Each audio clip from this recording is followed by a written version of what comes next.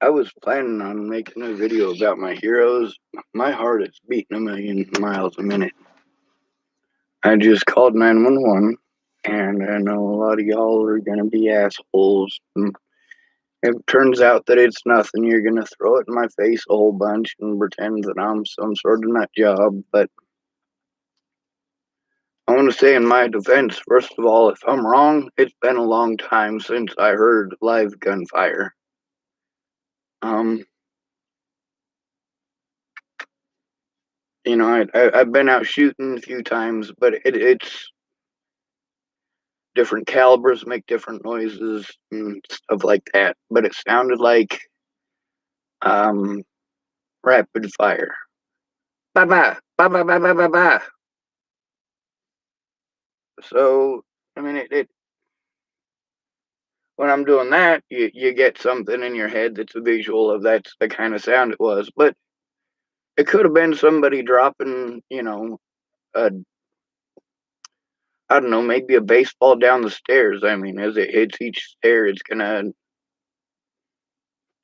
make about the same sound.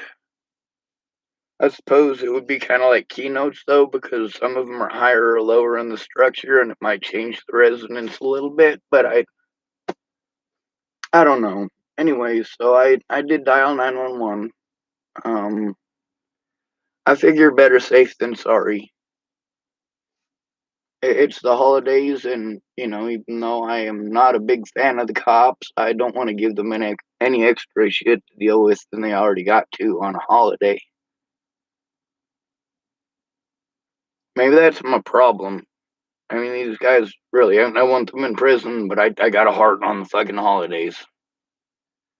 But the other thing I'm thinking about is, I'm telling myself I'm probably wrong. It's maybe maybe somebody just out trying to target shoot end of the night.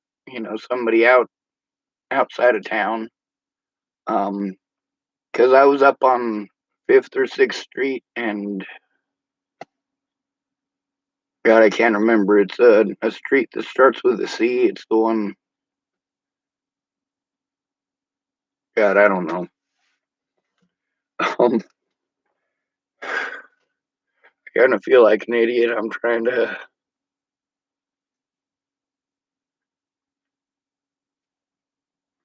So, if I'm wrong, I do apologize ahead of time.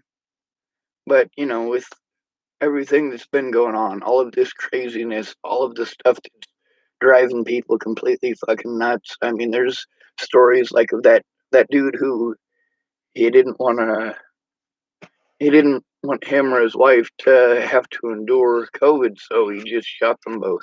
I mean, oh my God. And this is the stuff people are showing us every day. There's a lot of people trying to spread that love and light and do positive things, but we're just so stuck in gloom and death. And you turn on the TV and there's nothing fucking positive. It's all fucking drama with the Kardashians and who fucking died and everybody hating everybody. We gotta hate the Republicans. We gotta hate the Democrats. Come on now. We're all in this. Whether we're in it together or not, we are in it together. I was also, thinking to myself, well, if it's somebody just fucking around at night, I don't want them getting in trouble. But then I'm also thinking to myself, it's it's Chapel, Nebraska. Kids walk to school. If somebody got shot or killed and they're in their house and those kids are never gonna forget that smell. Any of you who know that smell, you know what the hell I'm talking about. So I mean, it rather safe than sorry kind of thing.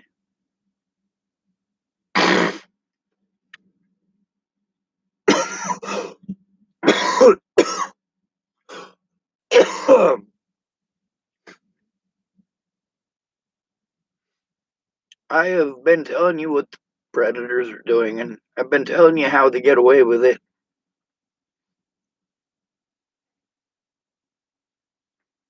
Right now, I'm just, I guess, a little on edge. It might have been because it's an American holiday. There might have just been people wanting to celebrate with fireworks. I don't know.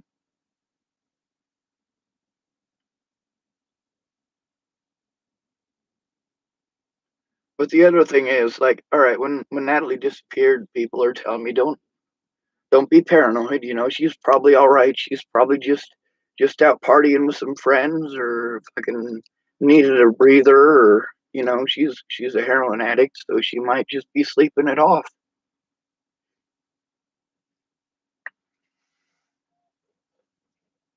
Well, maybe, but I've seen scenarios, plenty of them, where that wasn't the case. I was telling them, no, what you guys are telling me is wrong. I'm telling you that we need to do something. We need to be trying to help find Natalie, not trying to fucking cover Sean's ass. Find Natalie, god damn it. And then those people, they literally would not, they could not understand like what they're telling me to do. They're telling me to break the law.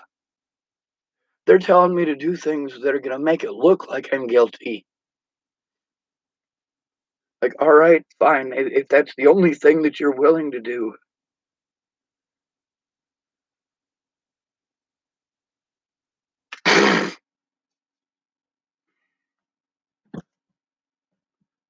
I just needed a safe place. It would have been nice if I could have gone back to my apartment in Chapel. You know, on December 8th of 2017, that's when Ken was supposed to pay me back.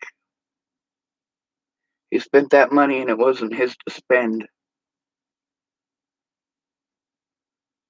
When he didn't pay me back, the first thing I was thinking is, damn, I got to get back to Chapel. I can't stay here and just keep on letting these guys do this to me. You know, they're going to concerts and you know they're fucking selling drugs, shit like that. And I tell them, hey, you know, you guys got all sorts of money that you got coming in that you keep spending on shit for yourselves. You know, you guys aren't broke, but y'all are broke because you keep spending all the money that you're making on selling these fucking drugs on going to more concerts. And they're like, well, that's a business expense. I'm like, fuck, dude.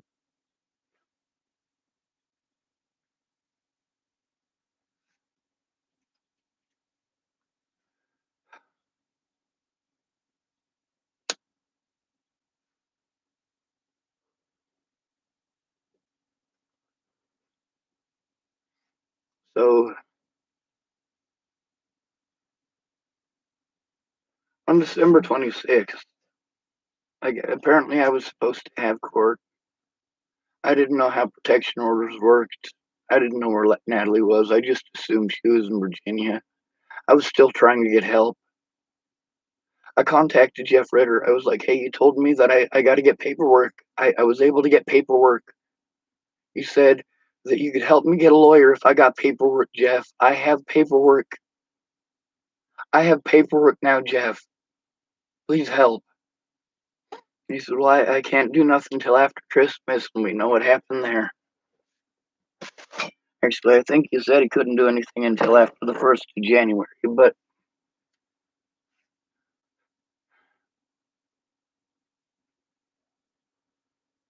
so I finally got my disability check the day after I was supposed to have court. I didn't even know I was supposed to have court. I had to wait on Jeff Ritter. I'm like, dude, fucking this is bullshit. I didn't even know that I had a fucking court date, and I got given a fucking protection order. And I've been coming to you guys for fucking months because of the abuse from this situation, and trying to get help legally and jump through all the stuff that you're telling me to do. I'm going to all of your appointments. I'm meeting with Kara Heller whenever you tell me to meet with her.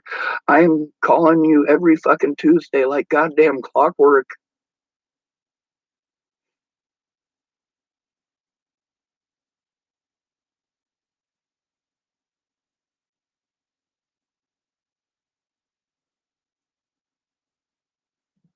That's the thing, is that Natalie is a prime example of better safe than fucking sorry.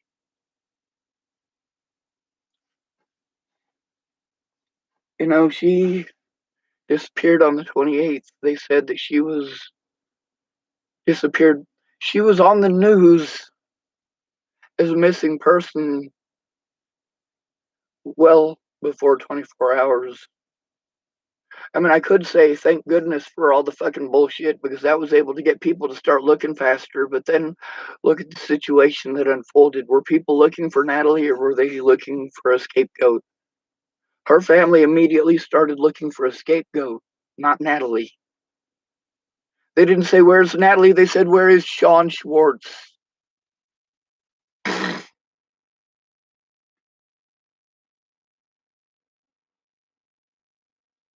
Natalie lied and people were hurting me. So I told the truth about what happened there and why people were hurting me and that people were hurting me. How they were treating me, the things that they were saying as they were swinging. I tried explaining to y'all what'll happen if I go to the cops by myself and people are wanting to give me advice, people that I have to risk. I want you to look at this situation with just one of these predators, Ted Bollinger. This is a man who, at the sentencing for Joseph Michael Lopez, Ted Bollinger was in handcuffs because he was in jail, but they allowed him out of jail to come speak. And he said that Joseph Lopez getting out of prison in 48 years was a joke, basically. He said that Joseph Lopez cannot be rehabilitated. And then you know what Ted said next? I know, I've been to DOC a few times. Well, no shit, dumbass. Between selling drugs, beating your fucking ex-wives, and raping your fucking kids, obviously you can't be rehabilitated because after all of that, here you are in jail again on meth charges and illegal gun charges. This is the man that myself and Natalie's family are all afraid of for a reason.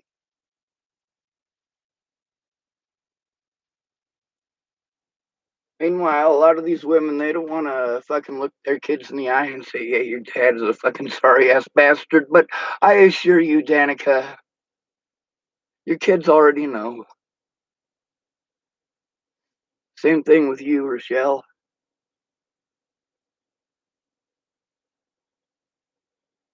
When I hear something like that up there, I think to myself, you know what?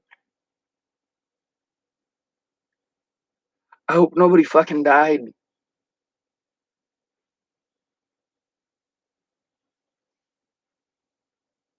Natalie wasn't the only safe, but sorry. See, there's also the sad fact of they put her time and date of death as the 29th. That's the day after she went missing. She was still alive while I was looking for her, and they were all looking for me.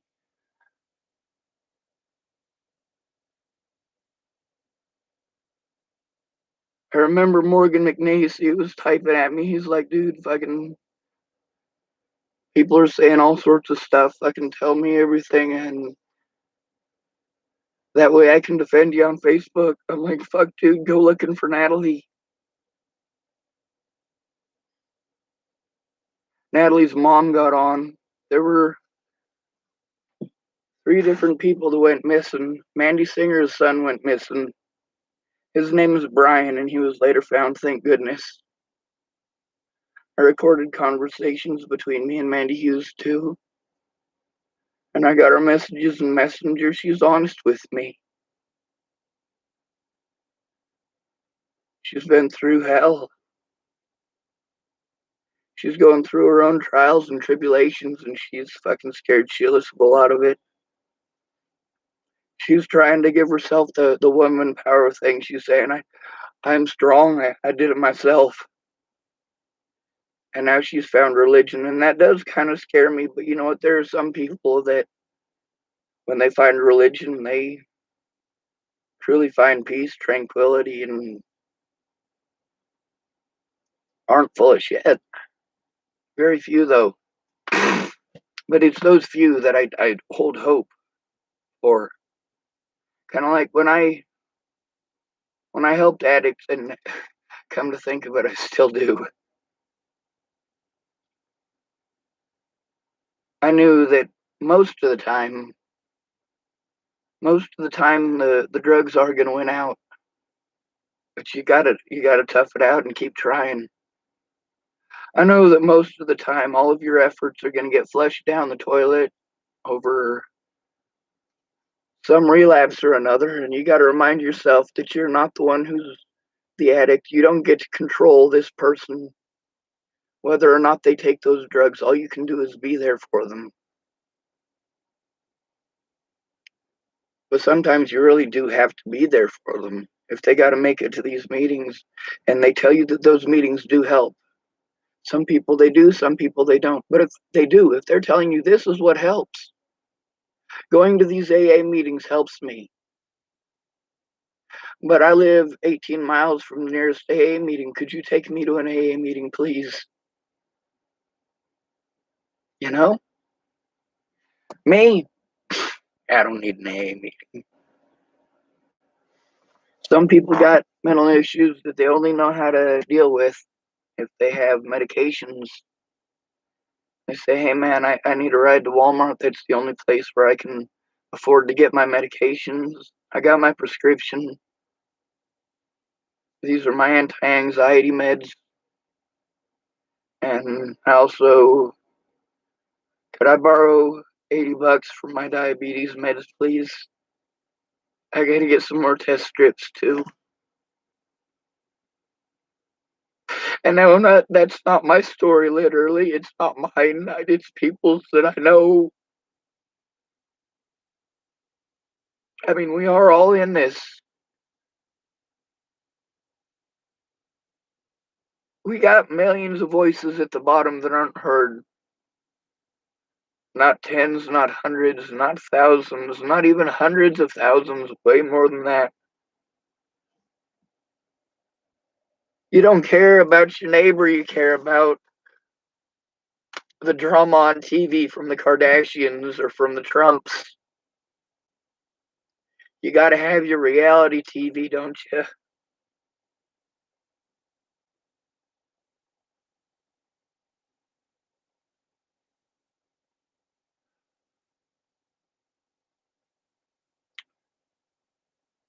I documented how it is that these predators get away with it.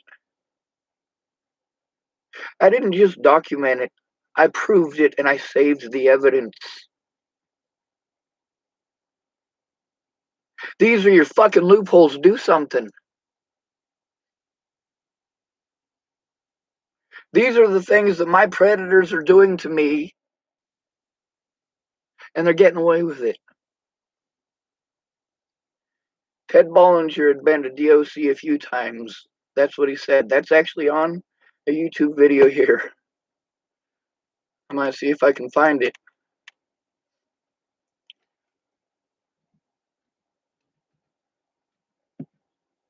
Oh yeah, that keyboard doesn't work. I gotta use this one.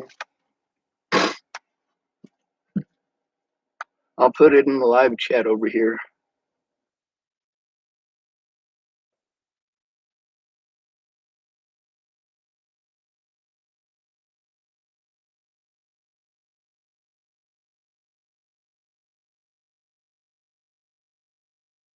Joseph Lopez sentencing. We'll see if that takes us anywhere. It does. It shows us a few of them.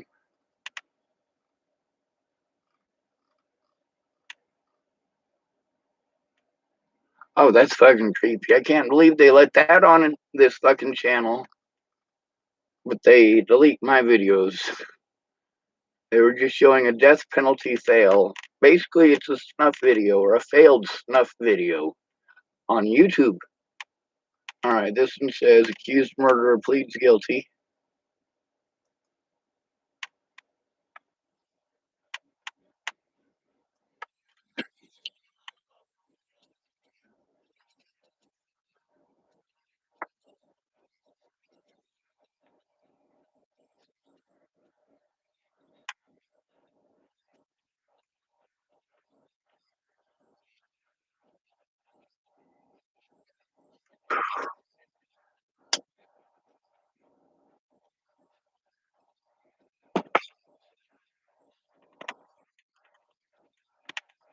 Alright, like I said, this was actually all over the news.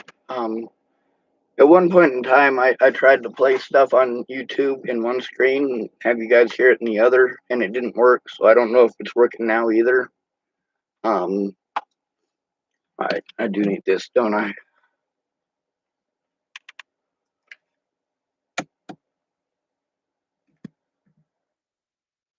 Oh yeah, that keyboard doesn't work. I'll get used to it, I assure you.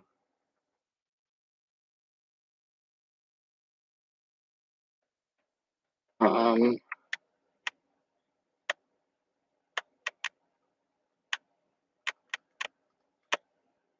Let me see.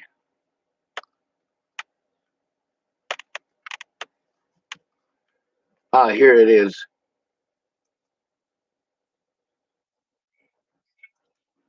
Actually, since I can't tell if it's playing on there, I'm gonna pull it up on my phone. You're gonna get to hear Ted Bollinger saying those things. When I told you these things are on the news, they're on the news.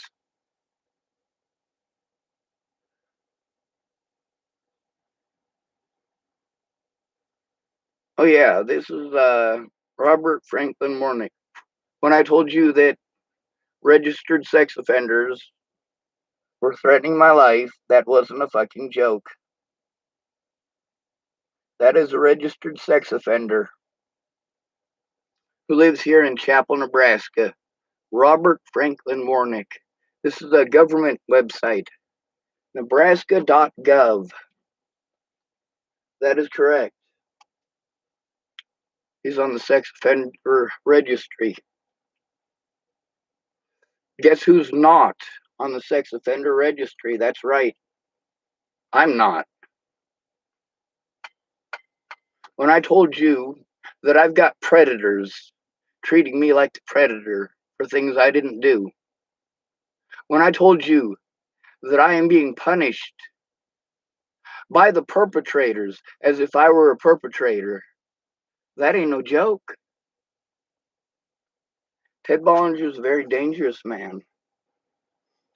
All right.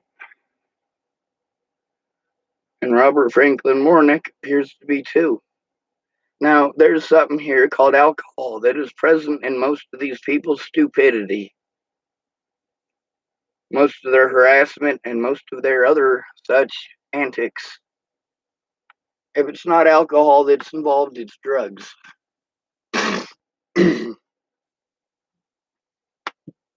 All right, let's look this up. Man accused of Natalie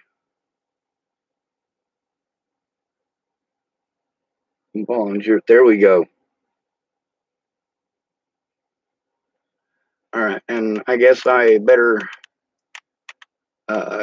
copy video URL. At this current time, it's 2 seconds in. It's got a picture of Rose M. Kelly, and I'm going to tell you about her in a moment. And Alicia Bollinger, that's Natalie's twin, who's got her head into her mom. I know a lot of y'all are going to see how pretty she is and automatically hate me. I know. I already know that there's a chance that when an addict relapses, that they're going to bring up all sorts of drama and bullshit and have a fucking crazy, it's called a psychotic meltdown, a drug-induced psychotic meltdown.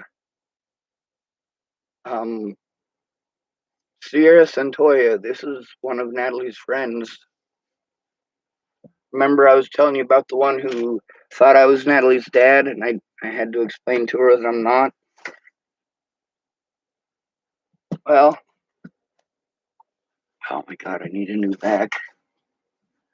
I'm sorry if I'm a little hoarse. I'm in a lot of pain right now, also, and I got an ear infection that is something fierce.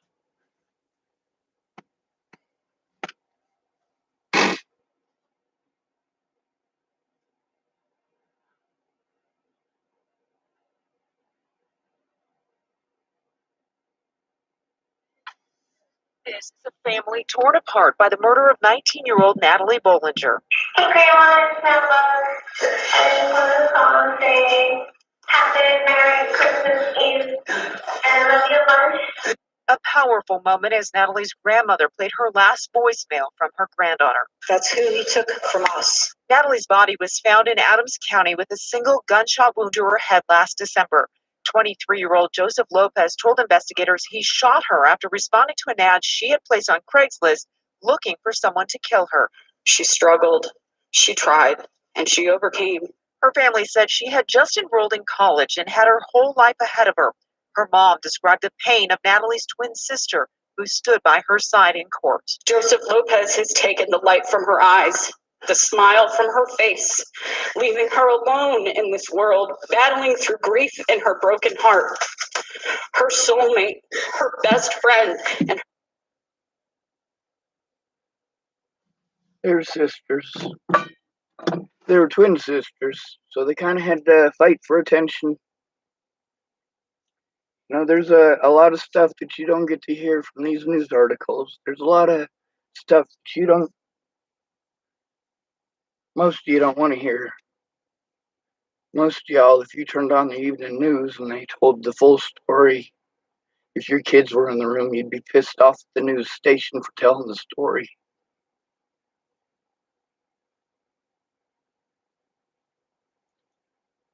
If you knew the truth, you'd be asking for blood.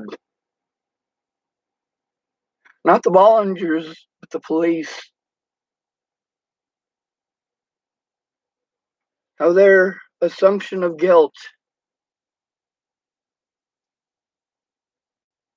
and preying on the disabled. The reason that we have these laws for the disabled are to prevent people from doing the things that were done to me.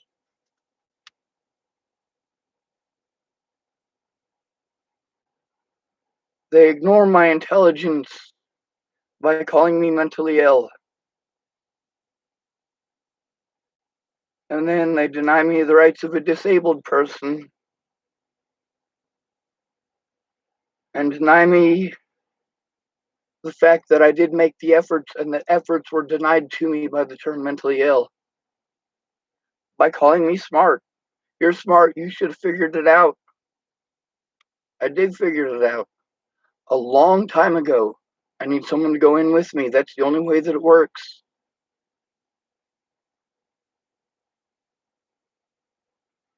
See, that's the thing about when you're in that situation, is that you do know more than other people do. When you got to have kidney dialysis, I've had a few kids that I went to school with who had to do that. It's no fun for them. I have no idea what that experience was like, but I can't imagine anything pleasant.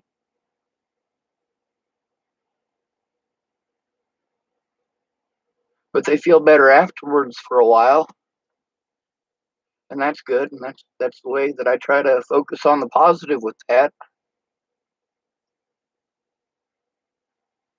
But I'm not going to go running around talking about kidney dialysis like I know what the fuck I'm talking about, because I don't. I haven't lived through it. All I know is what people have told me. And I can repeat their stories for you, the ones that I can remember. But people love to talk about themselves, and I know a lot of people who talk about themselves. I don't remember every single story, and I don't remember every single story 100% correct, and I'm sorry about that.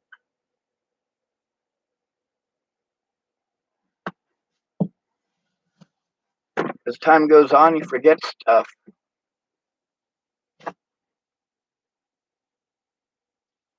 You know, when you had a crime committed against you an hour ago, it's easy to remember your perpetrator's face. When it's flashing before your eyes, the whole thing is probably going to flash before your eyes for a good few hours, and then you're going to go blank. You'll probably go blank for a few days after that. It's just a total emotional rush of what you've just been through, and it playing in your head. Your brain just goes, we got to stop. This is an emergency situation.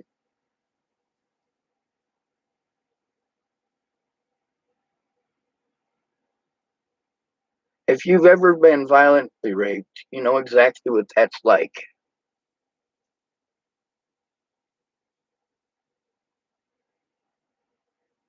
A lot of people, when they're raped,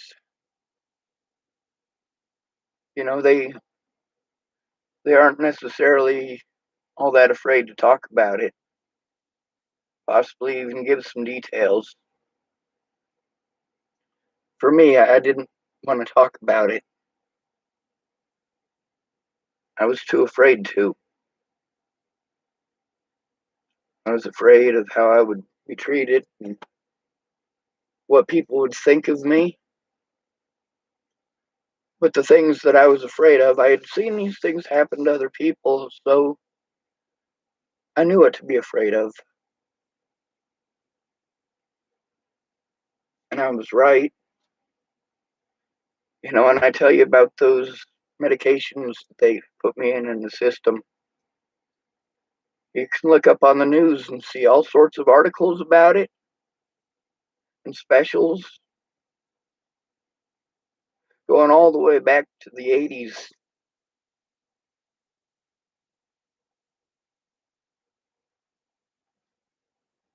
But you'll listen to them, you won't listen to us. Diane Sawyer did the best one so far. The one that she did was so great because it was kids in the system and she let them speak.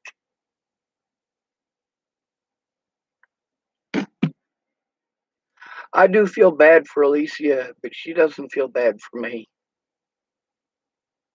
She doesn't have any remorse. And a lot of people who are addicts just simply don't. Her other half was murdered by him. Natalie's father was not satisfied with the plea deal. Ted Bollinger said he wanted her killer to spend the rest of his life in prison. None of this monster will not come out rehabilitated. I know because I've been to DOC a few times. The district attorney said he understands, but based on all the facts of the case, a jury may not have agreed to anything more. I can't say that I disagree with Mr. Bollinger and and his thoughts. And I can't say that I wouldn't be doing the same thing if I was a father, lost her daughter that way. So I hope that someday he might appreciate this. It's probably a good outcome. All the circumstances surrounding the case. Lopez was sentenced to 48 years plus 5 years parole. He'll be eligible for parole when he is 54 years old.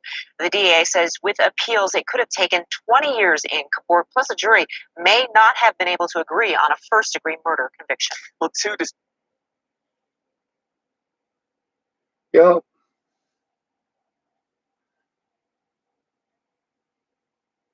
You know, a lot of my predators, they're women. When I cried, I got made fun of. But these women are fake crying for attention to try to get sympathy. Imagine that.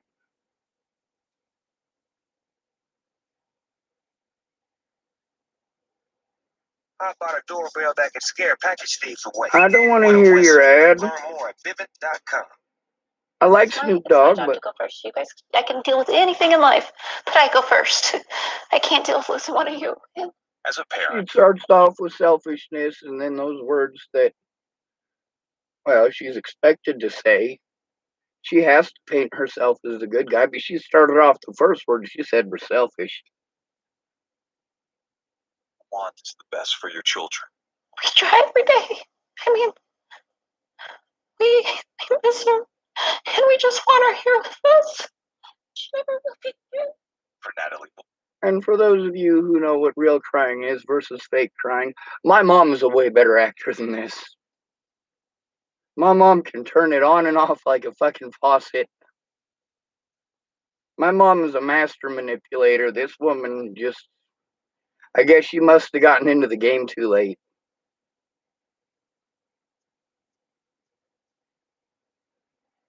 Bollinger's parents, all they want for her is justice. Coming to that reality and accepting that is the hardest thing I've ever had to accept in my life. For Shelley, So it's just been hell on earth. it's too hard. Literally, it's. All right, so this woman, when I was in Virginia, you remember, well, they were pretending that I was, well, far after the fact, were pretending that I was stalking them in Virginia. All right, so I'm in the vehicle. They've just picked me up. They want to treat me, sorry, train. They want to treat me to Chinese food and the pagoda at the pier in Norfolk. So they come and pick me up, and I'm staying in the Walmart parking lot at this point. I haven't moved over to behind Natalie's, or not Natalie's, but Alicia's work yet. I think it was that night was probably when because she had been saying something since like almost a week prior when they invited me to go to Virginia Beach, and I think that was the first time that Alicia suggested it, and I was like, no, I'm comfortable here. I got some people who want some artwork done, and yes, I have proof that that was going on. You know, there was people who, and a church also was talking to me about possibly doing murals. Well, a guy who worked at the church, and I got to meet the pastor there, and Natalie was paranoid that her parents, or her mom rather, wouldn't let her go out, even though she was an adult, and that pissed her off a bit. It also pissed her off that Alicia got to see me every day, and she didn't. Alicia was such a fucking sweetheart, though. You got no idea. That's why I had originally planned on making a video about my heroes, because you see, that's the thing. A lot of these people who did this fucked up shit, I mean, they were my heroes at one point in time. That's why I still love them.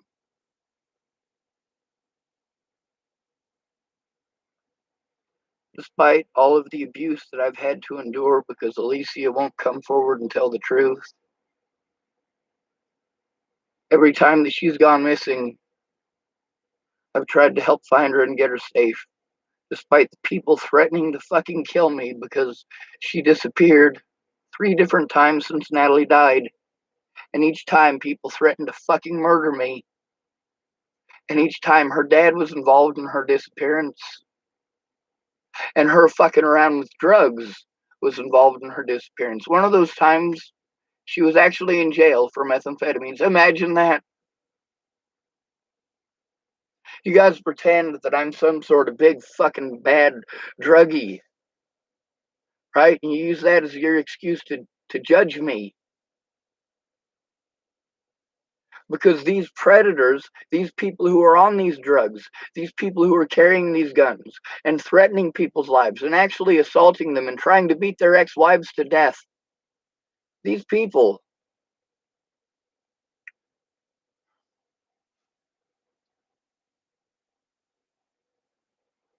and you're going to listen to people with a history of abusing Natalie Bollinger by her own words, not rumors from fucking meth heads, a bunch of meth heads who weren't there for any of it, but the words of the victim herself. And although her last post was pretty fucked up, you know, I understand with somebody who's on fucking drugs that whole situation is a possibility, and in a lot of cases a reality. It getting that severe, that's pretty fucking rare.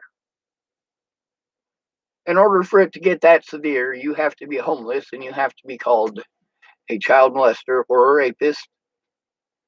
You have to be a male. There are a lot of factors that go into it being that severe. But the worst one out of all of those, being called mentally ill, is what makes all of it okay. That's what justifies it in the minds of the American public.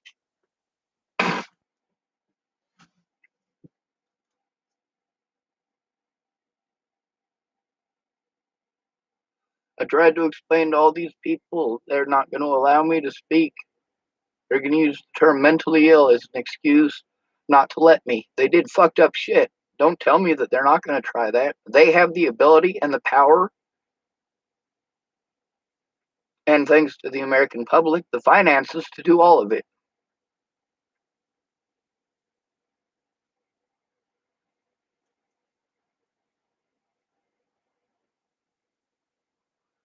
People say that I deserved all of the terrible shit that people did to me because of how I acted, paying no mind of the fact that these things were done to me hundreds of times before I ever did it back. And I did have to do it back. By that time, I had already recorded the police telling me that those things were okay, that they couldn't do anything about it, that it was not against the law. The things that they charged me as a criminal with, when I did it back to my predators, I didn't do it to random strangers. I didn't take out on Ted Bollinger.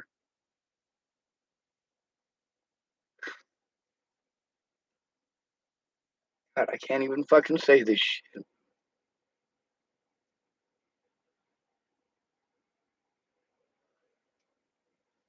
You know, I'm gonna try to see on here if I usually have to send myself an email.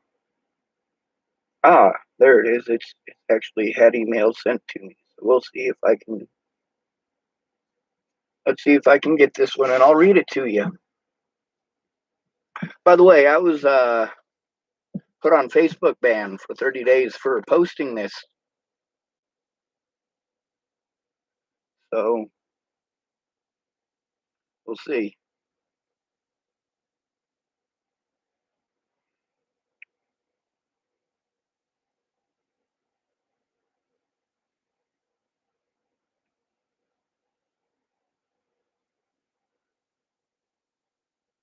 There's got to be a search thing.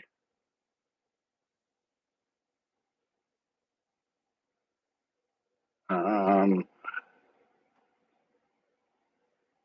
want to find when me and Natalie were still friends, before the Virginia trip ever happened. Natalie sent me an email about her family.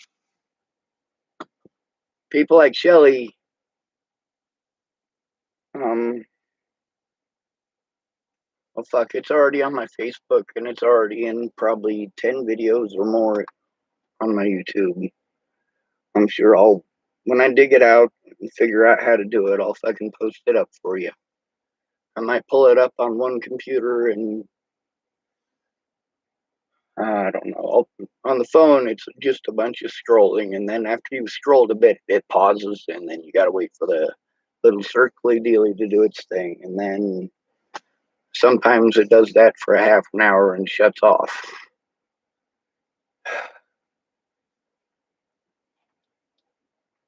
People kept saying that I chose the things that happened to me. I chose them. No, I had a lot of stuff all on my plate all at once, more than I could handle. And then instead of helping me, I got punished for trying to get help.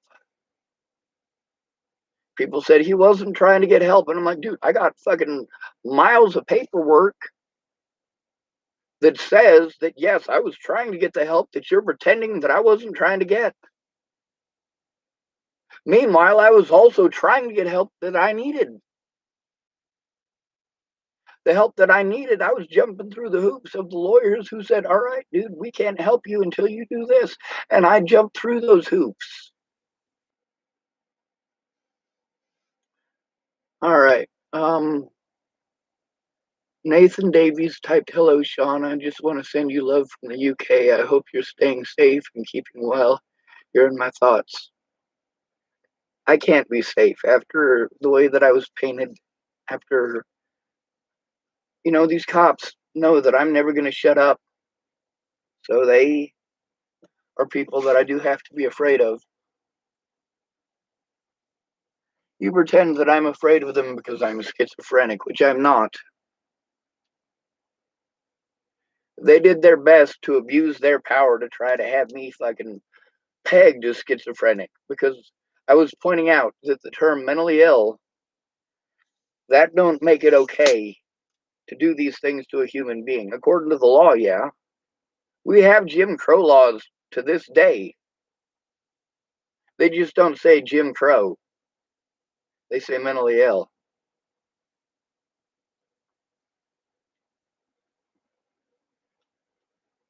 They also say homeless.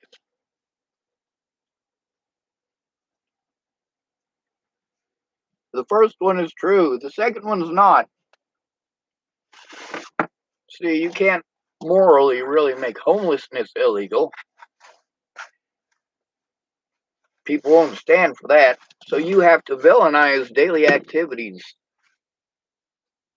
You got to villainize having to pee. Everybody's going to have to pee. Not everybody has the only option to pee is to pee outside. A lot of y'all say pee in a bush. Do you have any idea how many homeless people I know who have to go to sex offender classes because they peed in a bush? You know how many college kids I know who got busted doing the same thing and all they had to do was pay a $100 urinating in public ticket. Different charges for different folks. Meanwhile, we got laws like it's illegal to make a false report. Lots of people made false reports. The courts don't care about justice. They care about who they can intimidate. And then there are basically tests to see whether or not they have the power to intimidate you or if there's going to be a fight. One of these is bail. Yep. One of them is whether or not they can use your past to try to justify anything that they have done, to try to pretend that whatever they have done to you is okay. They will look for anything, especially if there's dead people involved and it's their fault, or at least they contributed to the problem.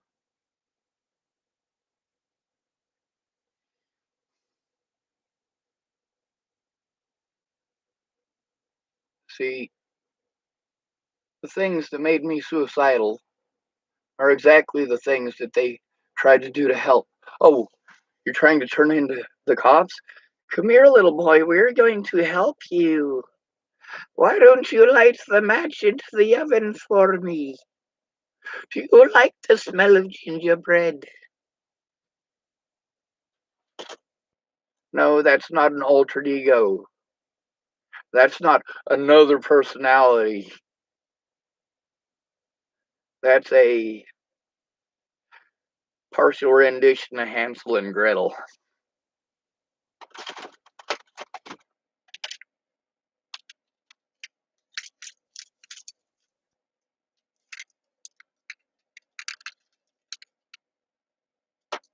Hansel and Gretel just wanted to get warm, right? They just wanted something to eat. Damn, that gingerbread house smelled good. Now, that all depends on which rendition of the story you tell, of course.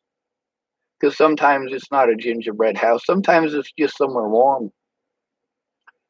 Sometimes it's a house made entirely of candy and sugar and dumplings and honey. I believe that's a tale from the Brothers Grimm. And we tend to Disneyize these movies. The real Brothers Grimm stories don't have happy endings. That's because they were more realistic. course, you want to have closure, don't you? And which movies is it that you never get closure? The ones where the good guy doesn't win, isn't it? It's the one where the villain goes through the whole thing and somebody actually survives, and you don't think about the trauma that they're going to have to endure. The Freddy movies cover that for certain, though. So do the Halloween ones.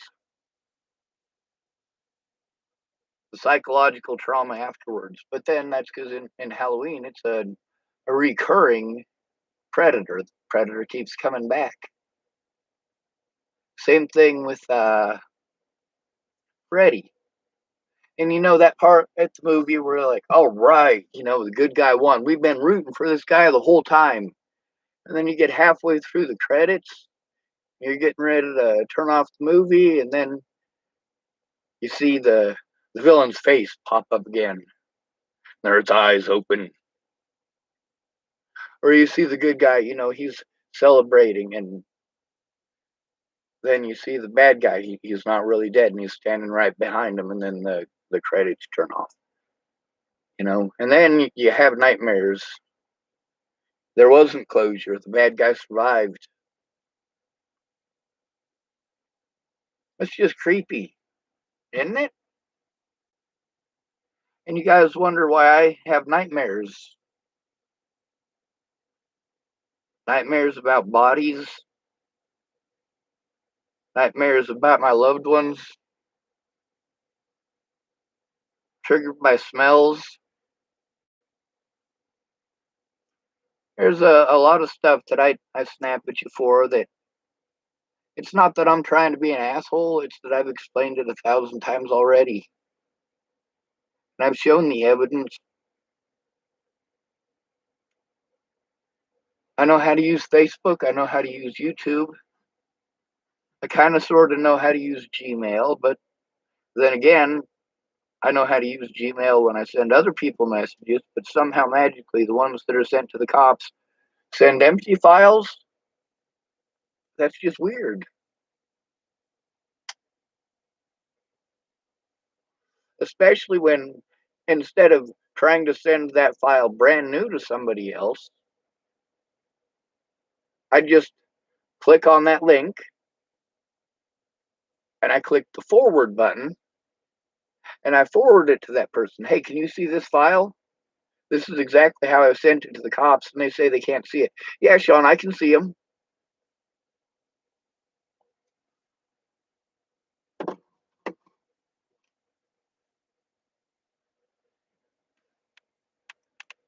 And there's also the conversations with Pamela Cardi on here where she's playing stupid, and you get to hear her and her boss doing it repeatedly. And also the people at the office that she used to work at.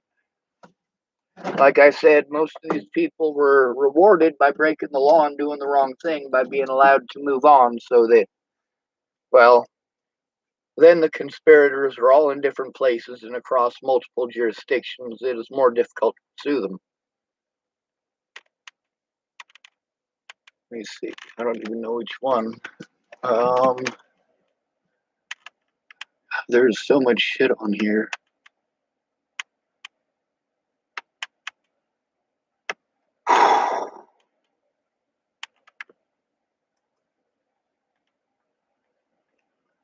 Here's a conversation with another victim of the police in Colorado. Unlike Zaid Atkinson, this guy was actually targeted for the color of his skin. He wasn't targeted because the cops thought he was homeless.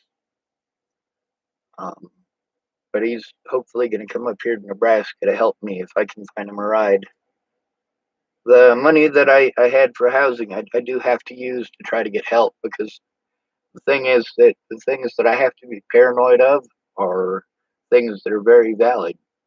Like, you guys may tell me, hey, they said that there's no warrants for you in Colorado, so you can go back. But if I go back to Colorado and they arrest me on some warrants, are you going to do anything about it? Are you going to say, hey, that's fucked up, you lied to him? No, you're not. All of these situations with cops, every one of them, these cops betrayed my trust. And then you are asking me to trust them again?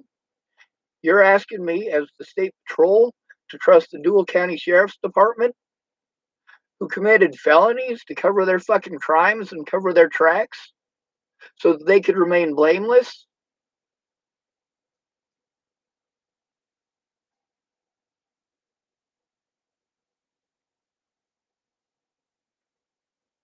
Oh shit, I got smoke in my eye.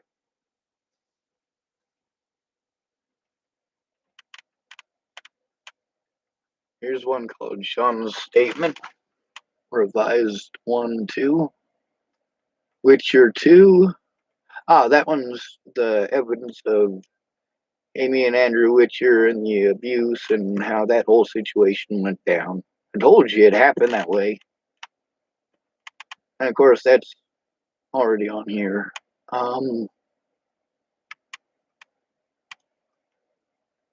Let's see, this one's from Rick. Sean Unfinished. Nat Bug. Michaela Lou Macrae. That's one of my predators from jails.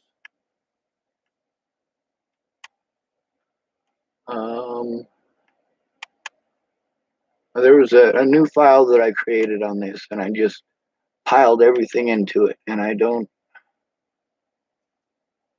Maybe it's this one, more odds. Here's one called Nat Stalkers.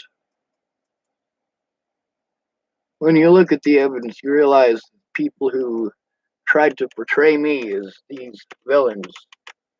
In each of these cases, these were the villains. Some of these screenshots that I have, they show that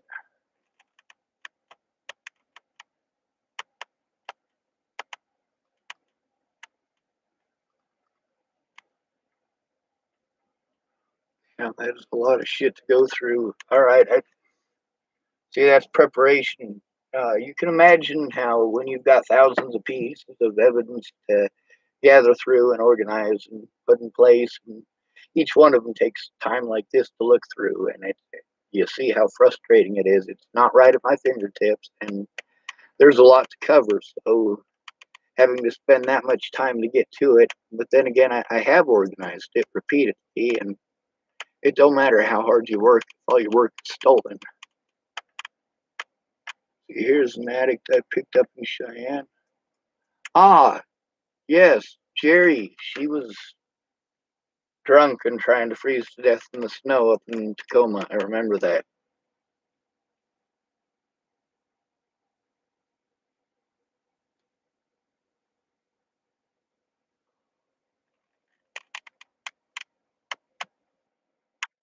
Nope, this is the addicts I picked up in Cheyenne.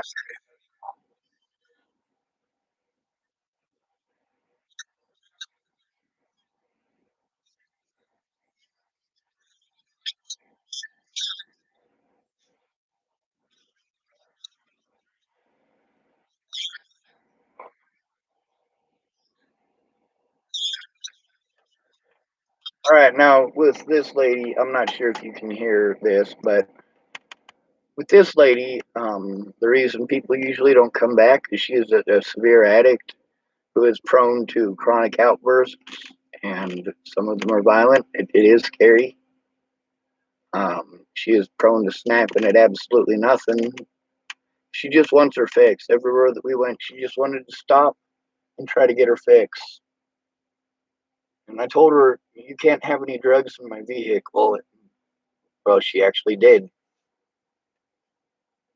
She was having an issue with, she's fucking nuttier than squirrel turds, no doubt. Nathan Davies typed, is there any way to email you as a pen pal? Just chat about anything and everything. I don't know about chatting about anything and everything, but I'll type in my email address here for you.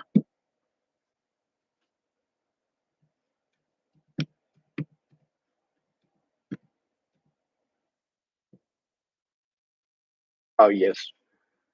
I do that a lot, don't I? Busted keyboard.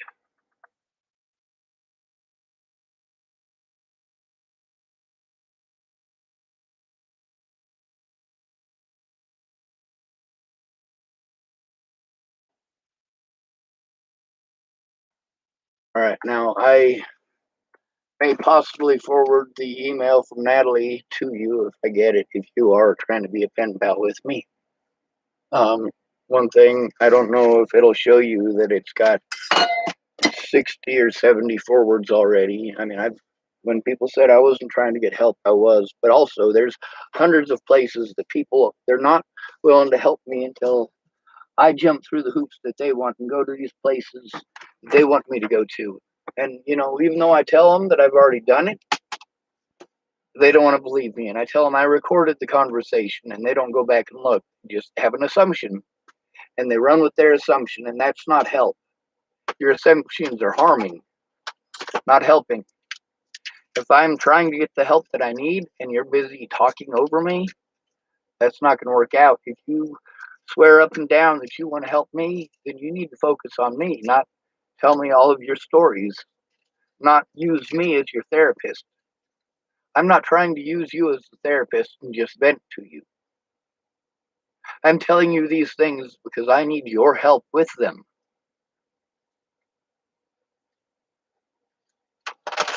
This is a situation involving me, about me, that I was at. And all of these places where people who are not there were allowed to speak, but I wasn't. I was unjustly punished because I wasn't allowed to speak, because I wasn't allowed to communicate, because I was repeatedly cut off from my loved ones over and over and over again when I needed them the most.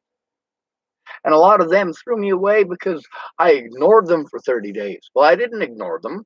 I was on a Facebook ban because millions of people all of a sudden hated me because Natalie Bollinger disappeared. They were calling everything spam. When I tried to show evidence, they called it spam. When I took screenshots of the threats against my life and posted them up on fucking Facebook for the world to see. Yes, these things are really happening.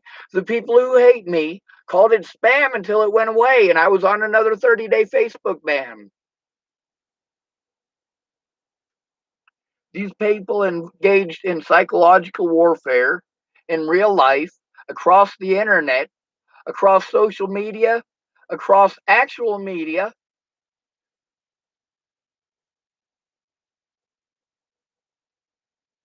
They used the media to try to paint me as a bad guy, to make me a target, and to justify the crimes that they had committed.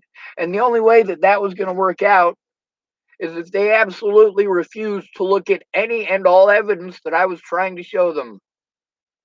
They had already painted me in a certain light, and it, just like with Natalie, it was too late to turn back.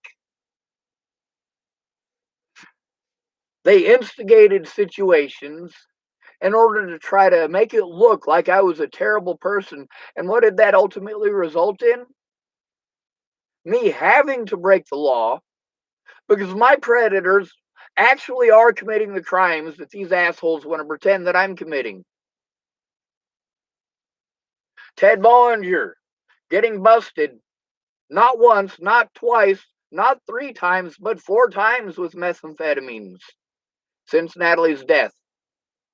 Plus a loaded firearm, which he is not allowed to have because of he's been to DOC a few times. Ted Bollinger cannot be rehabilitated. And me, I can start my rehabilitation once I have a safe place to go. Once I know that I don't have to look over my shoulders. The problem is, all of this kangaroo court bullshit and years of abuse, not getting the help that most of you take for granted. You know what that does? It results in somebody who is continually victimized because they have to trust someone. And people say, when you're not sure about it and you're really not comfortable doing it because you've had people fuck you over before, and they're like, what, you don't trust me? When have I ever blah, blah, blah, blah, blah, blah, blah? Dude, you know me. You know me, bro. You know me. And you know damn well that you shouldn't, but y'all know that you have to take a chance You already know what happens if nobody helps. You already know what happens when you're out there by yourself. A lot of women who are homeless, they have what's called a road dog. What's this? Well, it's usually a guy who's addicted to the same drug that you are, who's going to travel with you. For Natalie, she had this idea of homelessness that was romanticized in her brain. There are a lot of pretty little girls, as you guys like to say, who do that. We call them travelers. Most of the traveling chicks, as they call themselves, I'm a traveling chick. I'm a traveling chick. They're pretty, they're young, and they had this idea of homelessness that it's a big fucking party. And because they're pretty, everybody wants to party with them. So when they're homeless, it is a party. But 7 or 8 rapes later, or a couple of arguments with their road dog who leaves them in fucking Nevada or New Mexico, or a few years down the road when the family doesn't want anything to do with them, and they're strung out on those drugs, and they get really skinny and their teeth are falling out, and they got a lot of drama that they have fucking created because they want their drugs. They're addicted.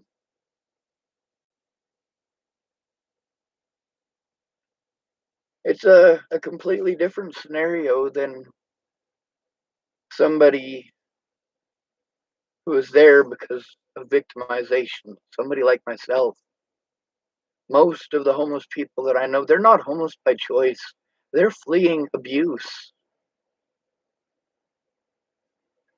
I told you I was abused by these officers.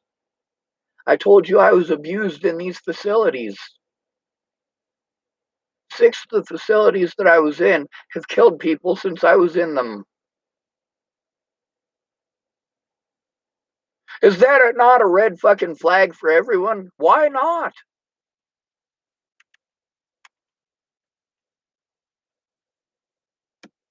Here's, oh, yeah, wrong keyboard.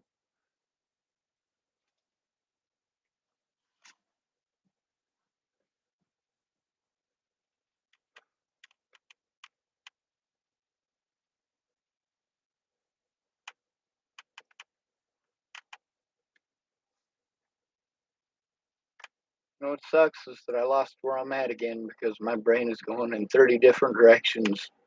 See, here's the thing. When I think about a situation that happened, I also think of all of the situations that led up to that. Well, since it happened, obviously, eventuality is what I should call it.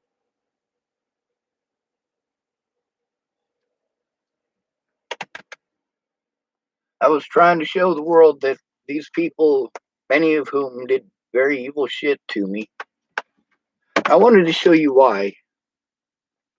Like with Candace Bondurant being afraid for her children, being afraid of being thrown out in the snow just for doing the right thing. But also, the biggest issue that I was having is that people were using the term mentally ill to pretend that this shit wasn't happening. I needed other people to speak up. With Candace, as soon as people started sending her pictures in these supposedly Natalie Bollinger groups, no, these were fucking Sean Schwartz hate groups. As soon as they started posting up pictures in these groups of her old living room, she should have called the fucking cops. She was so scared when they did that she shut off her Facebook. Imagine that. That is how scared she was. But she didn't call the cops. The cops didn't get called until a couple days later when Shelly pocket dialed me. And it sounded like somebody getting murdered. And I called 911 about it. And the deputy was already sitting outside. He was already there before the 911 call even got to him.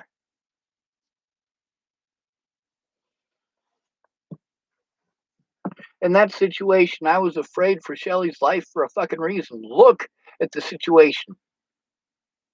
Look at the things that Natalie had told me about Ted.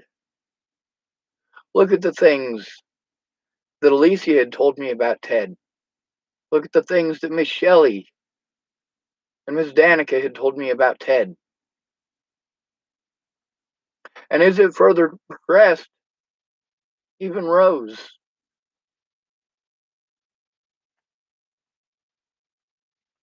So let's get back to the day that we were going to Norfolk, to the pagoda.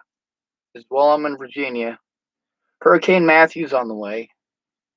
And, you know, when Hurricane Matthew gets there, of course, I'm working for Labor Ready because Alicia Bollinger, even though she claimed that I was stalking them there, Alicia Bollinger's the one that hooked me up with that job at Labor Ready. All right? So Alicia Bollinger was also the one who was looking for apartments for me in Virginia. And I told her that I didn't want to stay there. I was just there long enough for Natalie to heal. I mean, she's fucking wanting to kill herself over her family and over fucking her heroin friends who won't leave her alone. And her ex who keeps calling up and saying he's going to blow his head off if she doesn't come back. He was doing that because stealing her dog didn't work and holding her down and screaming in her face didn't work. See, you guys pretend that I was suicidal because Natalie wouldn't have sex with me. I wasn't interested in sex. Tim wanted to fucking shoot himself in the head, or rather use it as a control to try to get Natalie to do what he wanted, which is come back to him. Very similar as Natalie used that suicide thing as a matter of control to try to make me feel shitty for not being there already. And I get it. I promised her I would be there. I was also having to deal with money issues and car issues, and I was having to deal with Uncle D issues. He kept on wanting money because I was at his house when he got home. I got a fucked up back. You have any idea how difficult it was for me to do the shit that Brenda Dickinson wanted me to do? And then she's swearing me to secrecy. Don't say nothing to Uncle D, Sean. Don't say nothing to Uncle D. So then Uncle D comes home and he's verbally abusive to me. She says nothing. She doesn't want to deal with it. She doesn't want to do what the Bible says. She's fine with me taking the punishment and also giving up the money that she had just paid me to make Uncle D fucking happy. That one, this one typed, "Hi, Sean." So on the way to the pagoda, Natalie and Alicia, they come and pick me up at the Walmart. And that's because it's a pretty small parking lot over at I'm staying at a different Starbucks. Where Natalie used to work, and Alicia still works at this point, is attached to the same building that Alicia's boyfriend works at. And she's been suggesting that I go there, and I've been saying no, and she convinces me, though, kind of like she did with the telephone. I really didn't want the telephone, but I didn't want to look a gift horse in the mouth, and that gift horse really later on became hell. I'm sure you guys who paid attention to the story know what that's about. It was Natalie's old busted phone, and it should have been thrown in the garbage rather than being given to somebody who didn't know how to use a smartphone as a gift. It was busted enough on the screen that it did its own thing. And this phone right here, it does the same thing. It's got a lot of cracks on it. So there's certain parts of it that I can't touch. If I turn it to the side like this and then I try to type on the little keyboard on it, there's most of this stuff here, it is not going to type. So I got to do it like this, which makes them tinier and it's more agitating. So we're on the way to get Chinese food. The hurricane's coming. And this is when Alicia is telling me that they've been looking for an apartment for me. I'm going to ignore your comments, not to be rude, because I need to tell my story. So when we're on our way from where her mom's house is, No, we're on our way from Walmart to the Chinese place, and Natalie and Alicia, they call up Shelly, and they're telling Shelly that they want her to move out there too.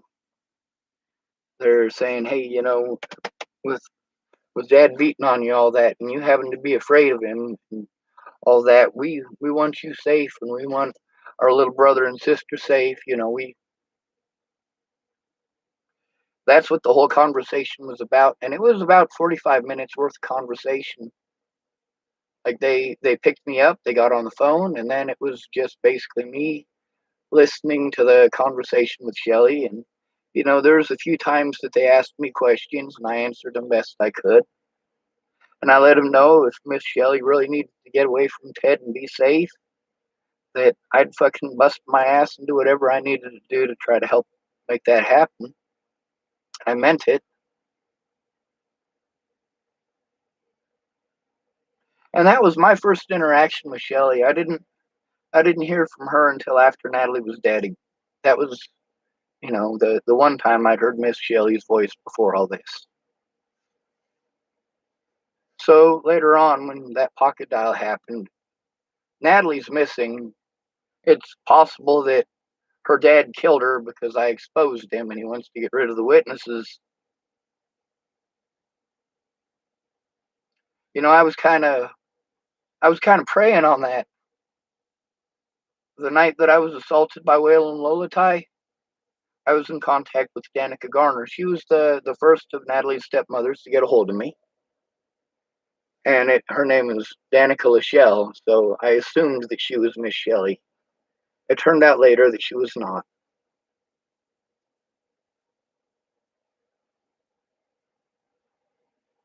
Must not have been gunshots because the police didn't call me back. I'm pretty sure it was probably fireworks. That's a good thing.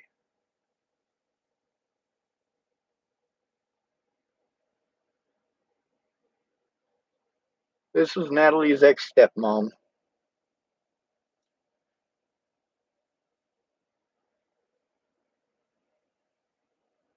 Hell on earth.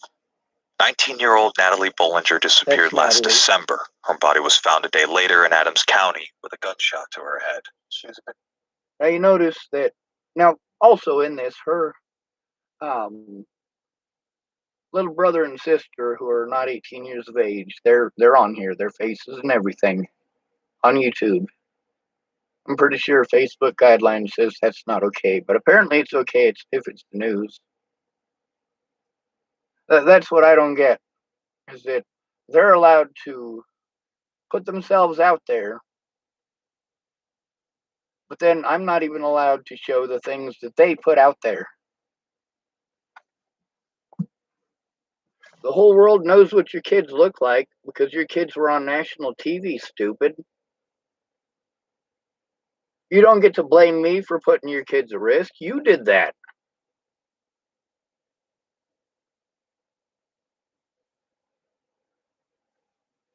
It's the same lady who pretended with that whole fucking bullshit with the pocket dial.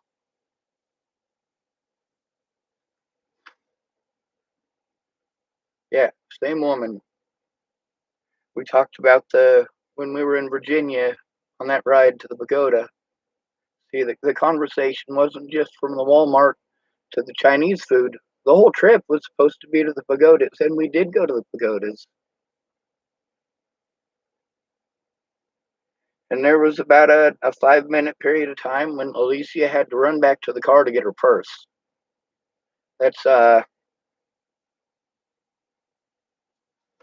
only time that me and Natalie had between the two of us without Alicia there. And she, obviously, as fast as she was talking and things that she was saying, it was pretty obvious that she was not comfortable saying those things around her sister.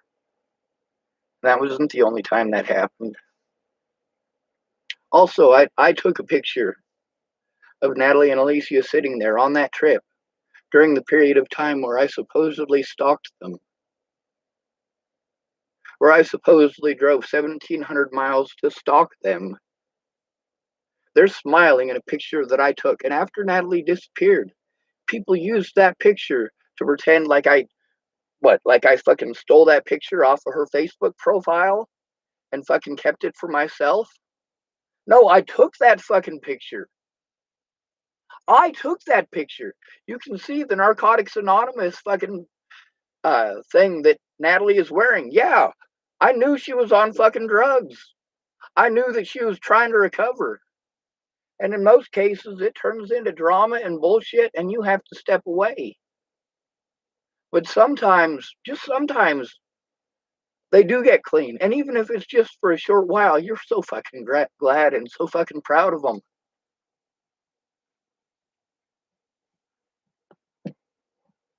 It almost makes the hell that the ones who are just abusing you and using you because you're a nice guy, it almost makes going through that hell worthwhile when somebody does get out of it, when someone does get clean.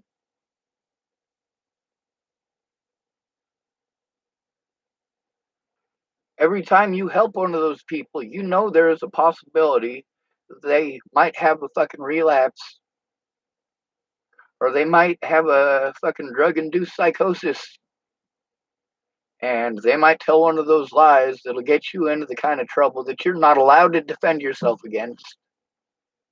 Public opinion is gonna fucking smash you before you ever get to court.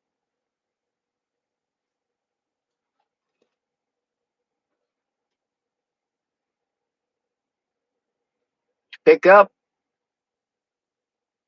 and you go to help the next person. You cut your losses and you leave a space open in case they ever want to try again.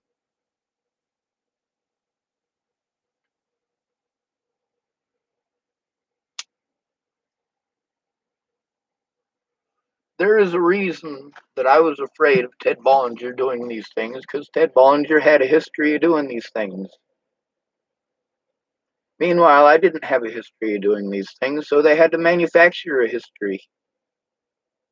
When manufacturing a history, well, they can't go back in time and manufacture a history. So all of the stuff that the police did, all of these things that they did to cover up their crimes, they had to do after the fact. All the crimes that the police did to cover up their asses, they committed these crimes after I told on them, after I told them on Facebook, after I told on them on YouTube, so that it was guaranteed documented, because no matter how many times I wrote it down, and you can look at it, it's on their parchment, it's on their paper. There are even officers in some of those cases whose names are signed on that, as well as their bullshit excuses that I told you. I told you before they ever made those excuses that they were gonna.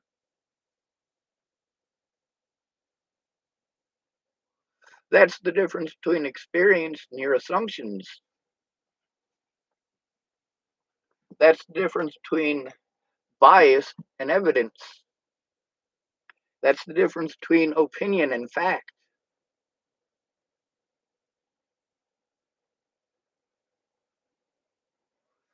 I got a slight headache and an ear infection. I'm in a lot of physical pain, and I do have a lot on my mind. And you see how difficult it is for me to stay on track. That's because I do internally, I'm having a severe panic attack, but I can't show it. I have a penis, so I have to hide it.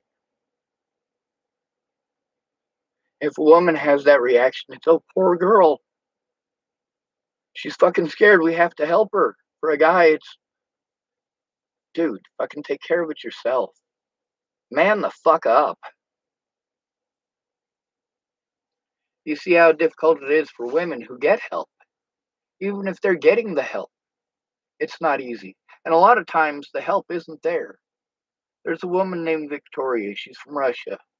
She's got a daughter. They've been living in their car for 2 fucking years in Colorado. All right, someone calling themselves Say10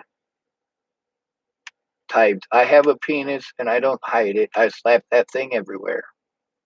It says this message is held for review. I'm going to show it, so those of you who are in the fucking live chat here, you can see it. It's not something that I'm hallucinating. He actually did type it.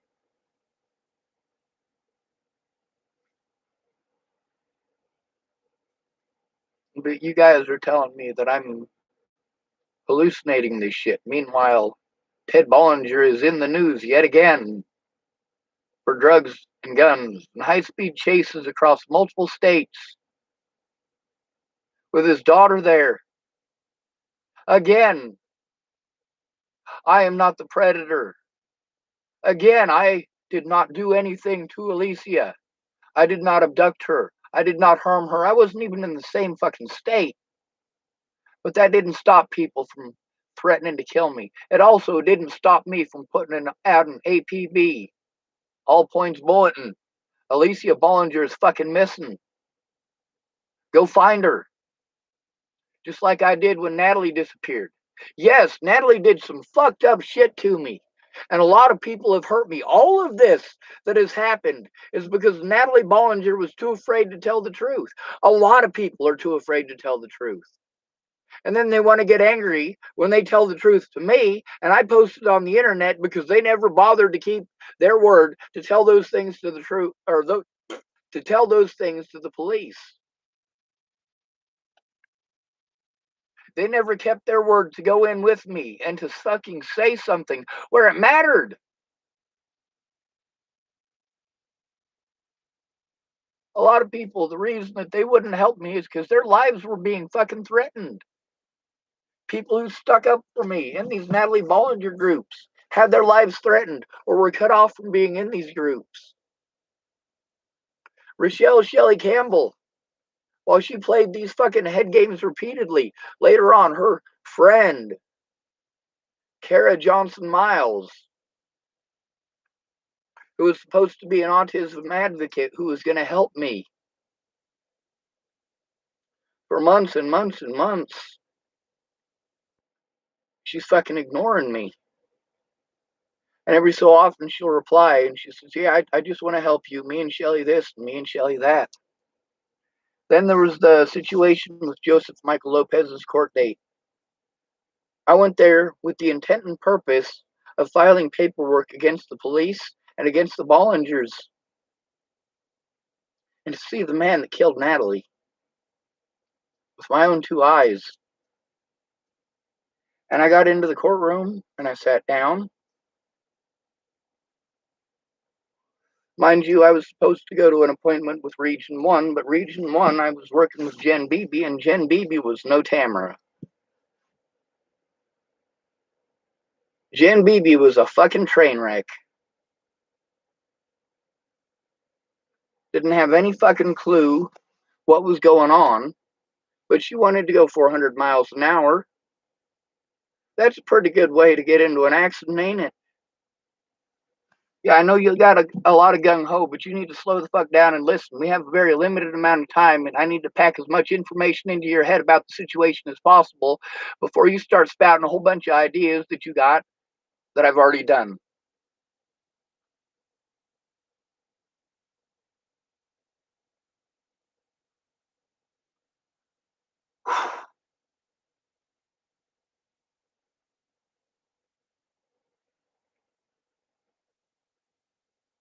I told you all what would happen if you didn't speak up, how the police would treat me, how they would use institutions to harm me and to separate me from my human rights as well as my constitutional rights. I told you that would happen if I had to go in alone without a guardian, without someone to speak for me. I told you that because I was called mentally ill, that they would use that every step of the way to prevent me from speaking up or showing evidence until someone actually stepped up to the fucking plate. Mandy Hughes, probably close to a dozen times, she was going to go in with me and she was going to help me. And somehow magically, on the day or even sometimes the hour that she was going to help me, somehow her kids got sick Her daughter got beat up and has a concussion. Her other daughter's in the hospital with MRSA. They're both in the hospital with MRSA.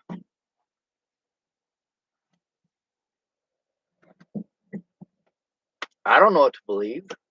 There's a lot of people that were using that because they got busted pulling some fucked up shit and playing fucking head games like goddamn nut jobs. So then they want to play the sympathy thing. I have cancer. Really? You, the lady who, when you cut your finger, you make a big deal about it for days and post up fucking pictures of your finger? Multiple pictures of your finger with this little tiny paper cut? You or somebody who has stage 4 cancer? Really? Because see, your profile and everything that you share on there would suggest that if you had cancer, you would have said something. But no, magically, after you've done something fucking terrible, rotten, and wrong, you want to say, oh, I have cancer. And then magically, you didn't do anything wrong? No, you still did something wrong. And a lot of, especially women, know that they can say stuff like that and use it as a sympathy thing. Oh, no. How dare you judge me for the things I did? I have cancer. How dare you judge me for the things I did? I have kids. How dare you judge me for the things I did? You don't know what I've been through. See? There's always going to be an excuse. And a lot of those excuses are valid. But if they're valid, these people should have said them in court, like they said that they would, instead of hiding behind it and making excuses every single time it was time to keep their word. A lot of these people, like Steve Tombleson, his conversation is on here too. Possibly 2 or 3 of them, I don't know. But Steve Tombleson talks about how, yeah, I'm trying to show the evidence that what these police officers are saying is a lie. And I'm also trying to show that fucking public pretender, hey, I'm literally being tortured by police everywhere I go over a murder I didn't commit. Now, the evidence shows that I had been trying to get help for over a year before Natalie died.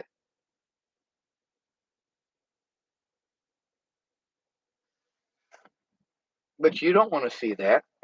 And those of you who have seen it, you want to be assholes about it or pretend it doesn't exist or pretend that it says it's something that it fucking doesn't.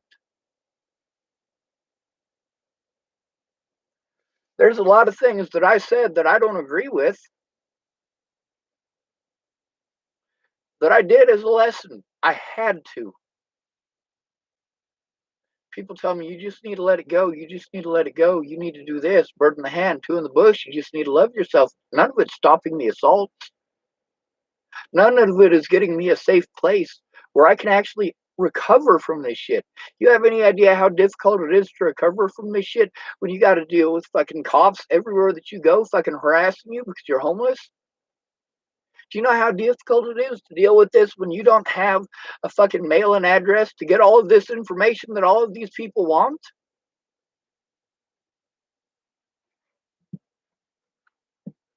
Meanwhile, I was tortured by law enforcement and by the guards, and there is lots of proof. And their excuse every time I tell them about this stuff is that it's not their problem, it's not their job. When I told the cops about the abuse that I was enduring in the jail, they said it was my attorney's job. I said, I don't have an attorney, I have a public pretender. They said, well, your public pretender is supposed to do something about that. They said, your public pretender is an attorney. I said, no, they're not. They can't do the same things as a regular attorney. Pamela Cardi keeps telling me this. All of my public pretenders tell me this. They're not allowed to do the same thing as if I were to hire a lawyer.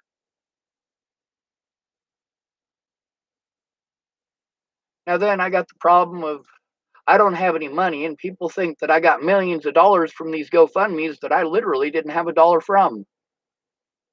And they're saying, what about all the money people gave you, Sean? What about all the money? What about all the expenses?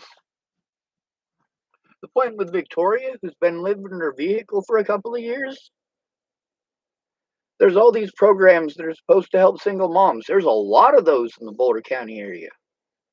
Single moms, and you go jumping through this stuff, and they want to put stipulations on you to make things harder.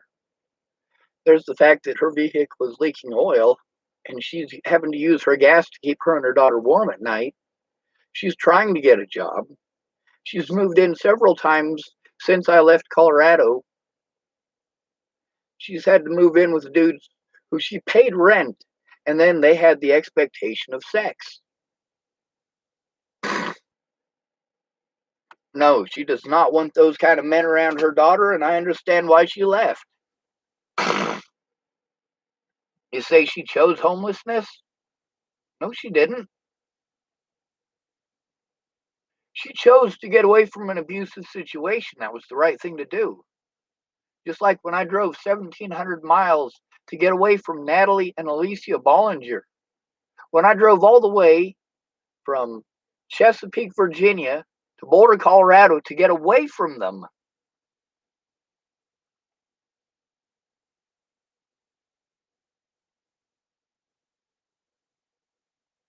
You say, Sean, you need to move somewhere else. What happens if I move somewhere else? Then I can't make those reports because I'm not in the right jurisdiction. You guys see how they change jurisdiction based on who it is. For me, no matter what jurisdiction does not exist, no matter what jurisdiction I'm in, it's in the wrong jurisdiction. And this is why these are situations that the FBI is supposed to deal with. But then again, look at the FBI. Look at the situation the day that Miss Peaches was supposed to go in with me, and she didn't because she had her son with her. She didn't go in with me. And those FBI agents did their best to help out these officers who had been my predators since before Natalie died. Why is that? Because Officer Burke of the Broomfield Police Department was involved in Natalie's case before Natalie was killed. He was supposed to have called me to investigate. He was also there the night that I went in and talked to the police on the 29th of December of 2017. He was one of the officers who I tried to get to take a report about Natalie, specifically about the threats, harassment, and assaults that I'd been dealing with. All of those officers made excuses not to do that. And I wouldn't get that opportunity again. Everywhere that I went after that, it was abuse after abuse. Abuse by cops, abuse by people who claimed to love me, abuse by a bunch of people I had never done wrong, abuse by fucking strangers, abuse by people whose lives I had literally saved.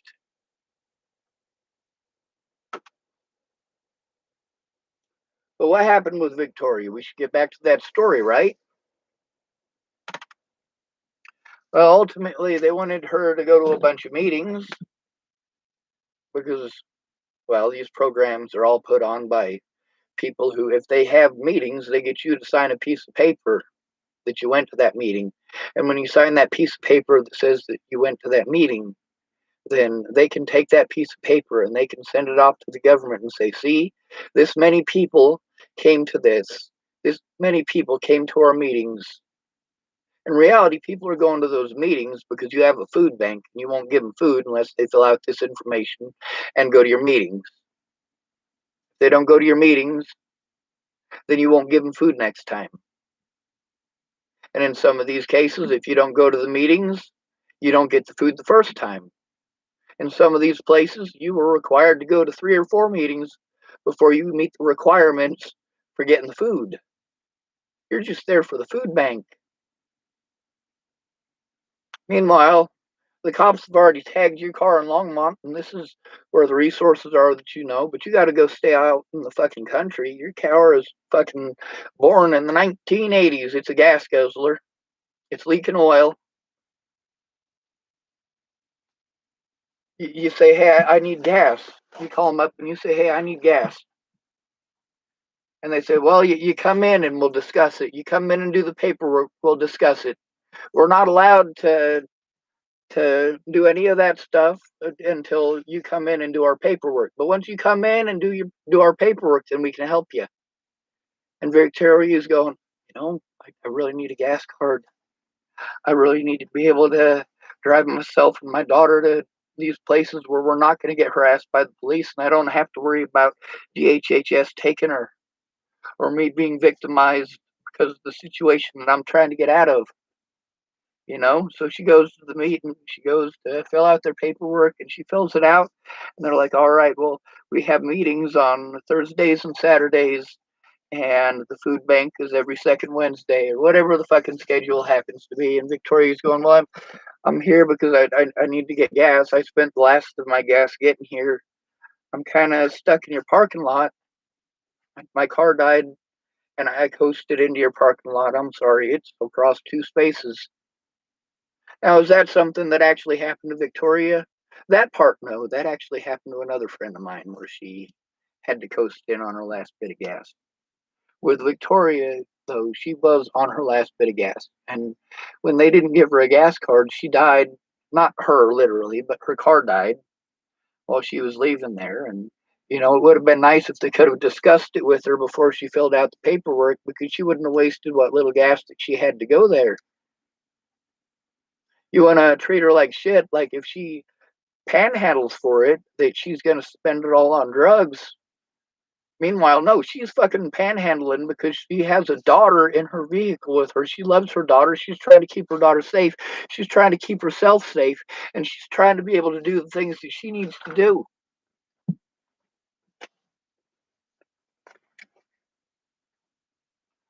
But then again, that's difficult. That's difficult when she is spending all of the money that she has to go to these meetings. When you figure it out, all said and done, before she was able to get any help, she spent more money than the grand total of all the help that they gave her. You know how much that sucks? Or what about the fact that her vehicle is old? She didn't make it to one of those meetings. She'd made it to 3 of them. Didn't make it to the 4th one. So what happened? She showed up to the food bank. This is one of the food bank ones. Like, they didn't give me a gas card, but at least it's a food bank. If there's a food bank, then I don't have to spend what little that I'm able to get on food. At least we'll have that. And I can spend it on gas. But then she's spent the gas to go from where she is almost sort of safe to this place to get help. Well, this meeting, actually, where she doesn't get food at this meeting. And she's not getting a gas card at this meeting, but she spent gas to get there. What she needs desperately is gas. She is always in desperate need of gas. When you live in your vehicle and you have to turn that thing on and burn gas so that you can stay warm, yeah, you're going to burn up even more gas. You're living in that thing in the wintertime. You're going to fog up the windows. You need to turn it on and keep that fucking heater on for a few minutes just to get the shit off the windows so that you can make your windshield wipers work and actually see out of the goddamn thing. What she needs most is gas. If she's got gas, she can get to work. She can go fucking take a shower and fucking get a job. When she later on lost hers because she couldn't fucking find a place to take a shower. And you're going, you're not trying, you're not trying, you're not trying. Then it got to the point where she was telling everybody, fuck you. I am trying harder than any of you are even capable of fathoming. Stop treating me like shit for trying to get help. Yes, I know that the clinic on such and such street is there. I've been there. Yes, I know that if I go to 4 meetings a month, I can get free food at the end of the month. But then again, I got to go to 4 meetings first. I'm a gas guzzler. It costs me $50 in gas to go to those 4 meetings. And then the gas that I got to spend to go get those groceries. And then they'll only allow you a limited amount. They give you this fucking list. You're allowed 4 yogurts. You're allowed some canned goods. If you have a refrigerator or a fucking stove, they'll give you meat, things like that. But when you're living in your car, no, you hope they have frozen burritos, but they don't. Somebody killed a deer for sport, and they donated the deer meat. So a lot of times you go to these food banks and you get a bunch of deer meat, but then again, you can't cook it. And some people get real ingenious. They wrap it up in aluminum foil, turn on their car, and fucking stick it on top of the manifold. That'll do it.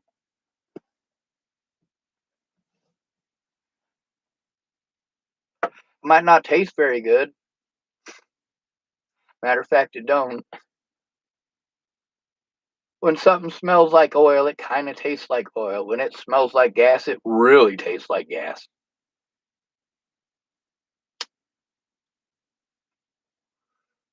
But all said and done, I mean, she didn't just have to spend that gas to get there. That's also time that she had to spend to get there. And in a lot of these cases, the only reason that she is going to these places, knowing that she is spending more resources than she is ever going to get out of them, is because people promise to help her if she does that. And they promise her that these people are going to help her if she does that. But she's living out of a fucking car. She doesn't need drugs. She needs money. She needs money to get into a safe place where she doesn't have to depend on some fucking junkie dude who wants to get laid. Or some old man past his prime that still talks about his glory days of football in high school.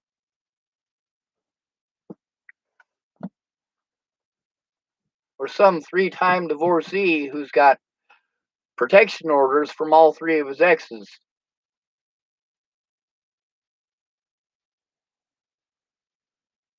Say 10 typed. I followed the Natalie case and all the videos started if by making you look guilty. By the end of it was obvious you weren't and who actually did it. It's messed up. I'm sorry that happened to you and Natalie. One of those stories that truly stranger than fiction. Like a movie, but too insane. Dude, this is 4 years of this. The whole thing is stranger than fiction. I mean, all of these places that each one of these government agencies, I've recorded the people who work there saying to call these places that are going to help me. This is these places' job to help me with this. This is government workers telling me this. People who work at the sheriff's department, people who work at the state patrol, people who work at the FBI, people who work at the state attorney general's office, people who work at the Department of Health and Human Services, people who work at Adult Protective Services, people who work at Region 1. And I recorded all of them. All of them. I recorded all of these places.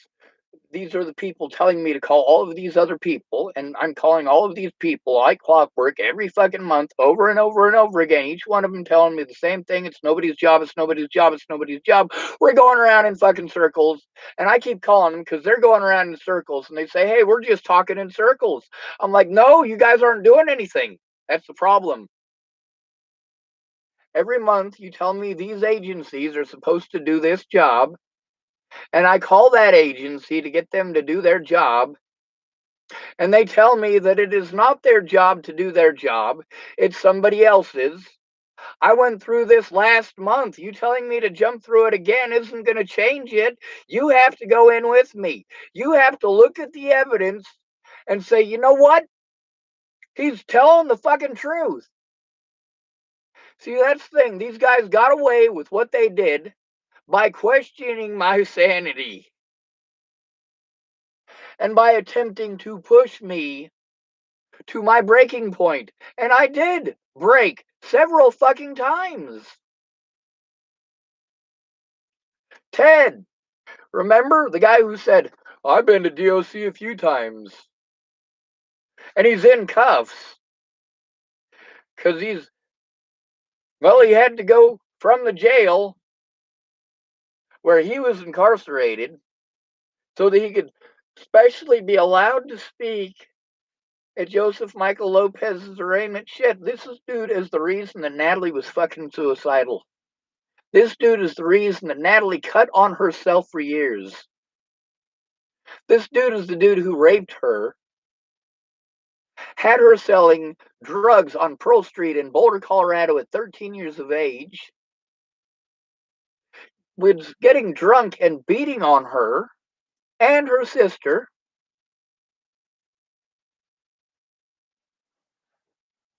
But yeah, Victoria is still having issues. And because it has lasted as long as it has, people are like, dude, Victoria, if you were really trying to get help, after 2 years, you would be out of this situation. Are you fucking kidding? Do you know how expensive it is when you've got 5 different people who all promise to help you if you jump through these expensive hoops? And when you go to these places, you explain to them how expensive it is for you to go there.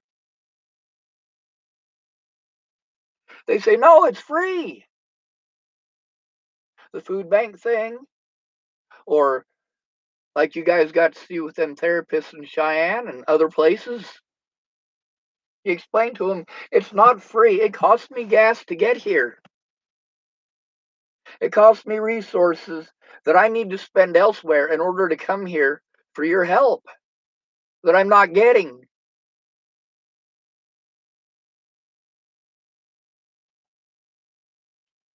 I went to the food bank. You tell them, hey, I went to the food bank. I go to 4 meetings a month and a 5th one because of the food bank being open. That's 5 trips per month. 5 days of my time eaten up for one day where I'm going to get enough food to last 3 or 4 days for me and my daughter. That's the shit that Victoria is fucking facing. And people throw chump change at her once in a while. I've even done it. That chump change helps her temporarily. And by chump change, $50 in that scenario is chump change. When you're having to live off of $5 burgers out of the local fucking gas station, people are like, why don't you go to McDonald's? Why don't you go to this place? Why don't you go to that place? Why don't you live off the dollar menu? And for the most part, she does, actually. When you can get 4 sandwiches for $4 plus tax, you need gas. Yeah, sure, you know it's not exactly the healthiest stuff for your daughter, but it's better than nothing, and at least she's getting fed. But then these people who promise to help you if you jump through all these hoops, and you promise us, all of us who are out there, you promise us that if we go to these places, they're going to help us.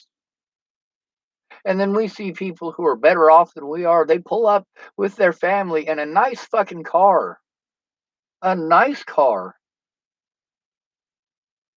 And they get out and they go in and they're there as a family and they get listened to and they get help and they walk out the door. Well, people like me and Victoria, we sit there all day waiting for our turn. Seeing person after person who is better off than us getting the resources that we are eventually going to be denied.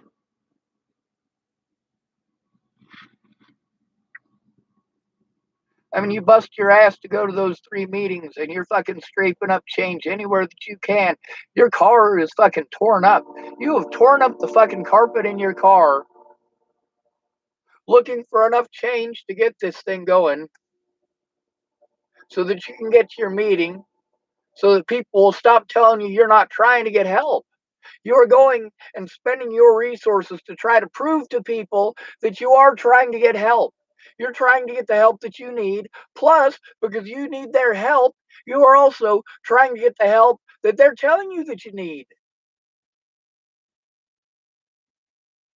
A lot of these government agencies that told me to call other government agencies, they have websites that they want you to go to.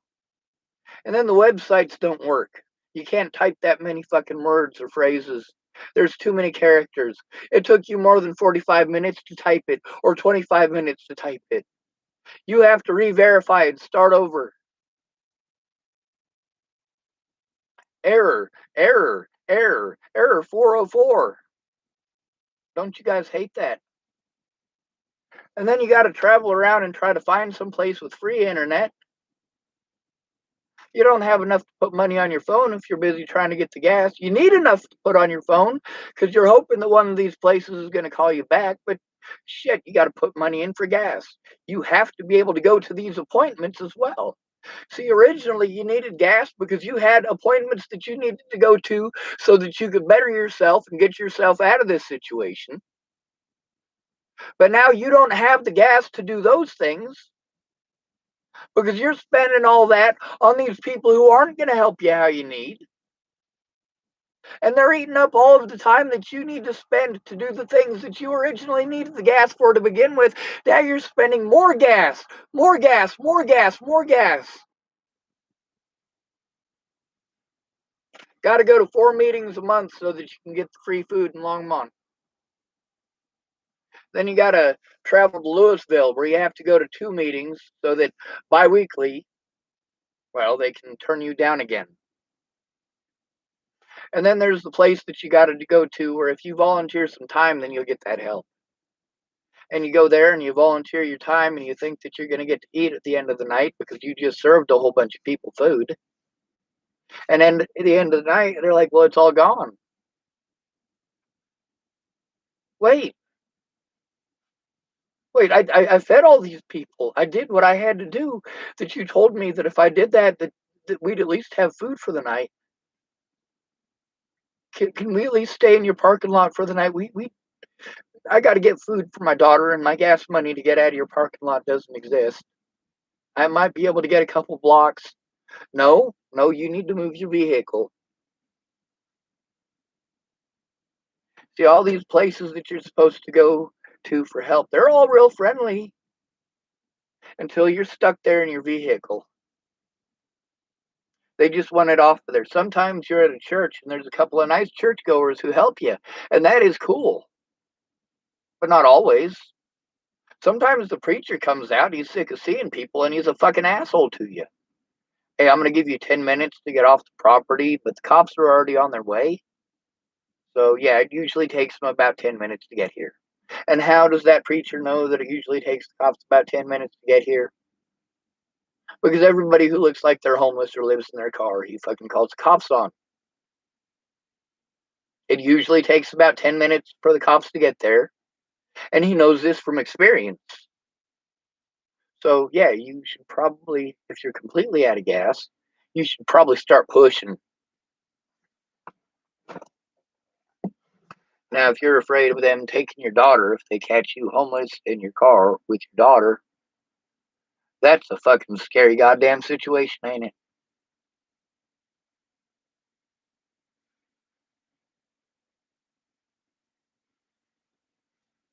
People say I should shut up, like hell I will.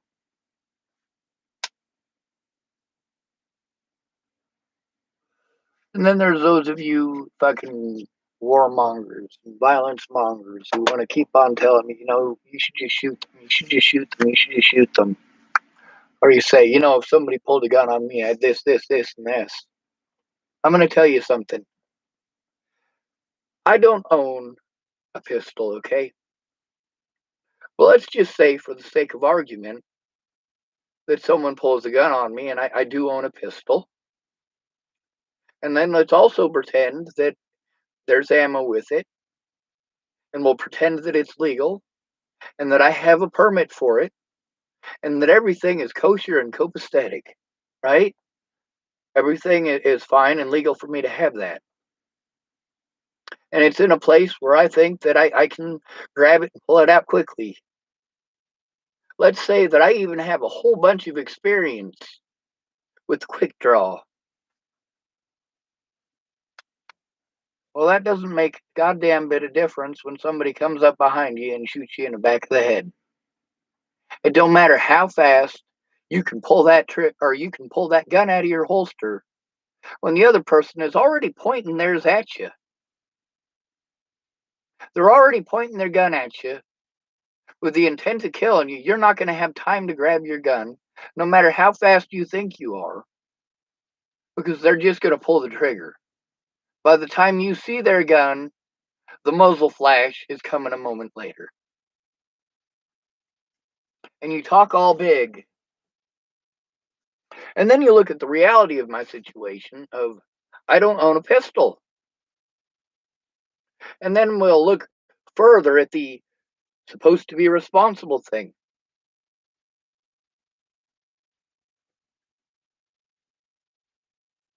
Where is my gun probably going to be?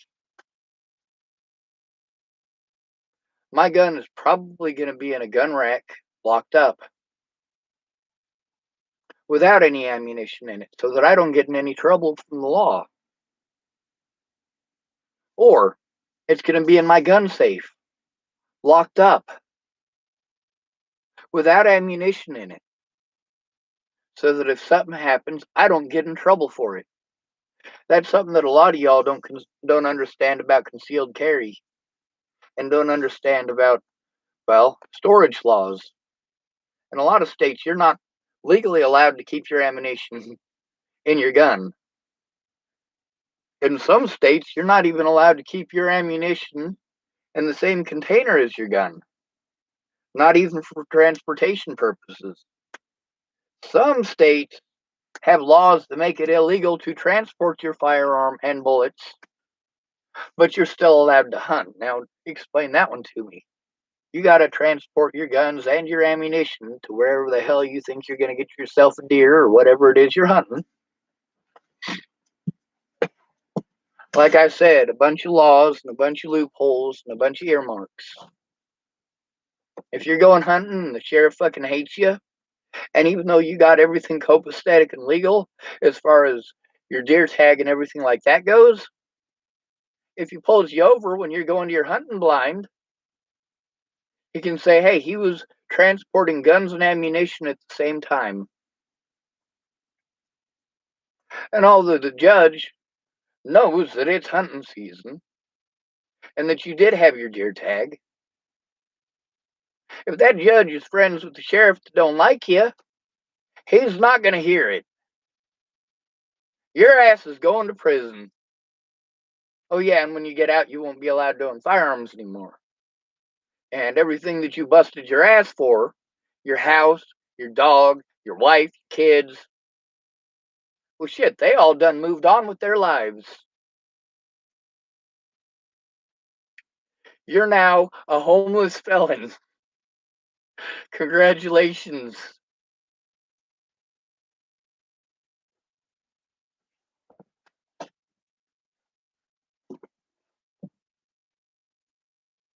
And that's the reality of it.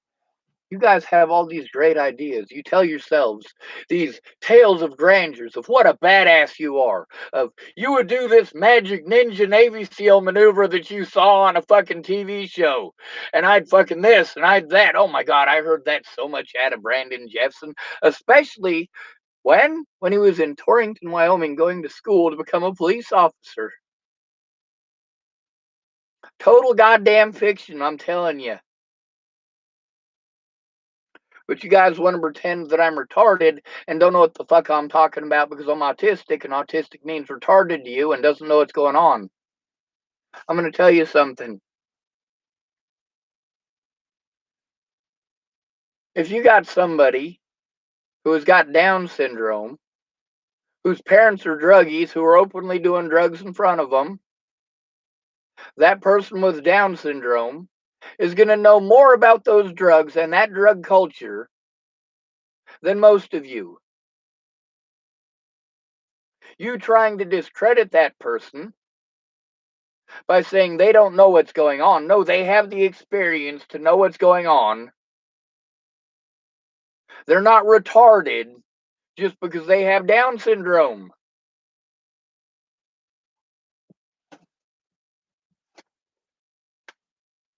They know what the drug life is because they live in a drug household. They know what a teener is because they have seen teeners and heard their parents talk about teeners. And you have this assumption of people with Down syndrome with a football helmet bashing their head against a rubber wall. Same thing as you think about when you think about somebody autistic or somebody with cerebral palsy. It's fucked up.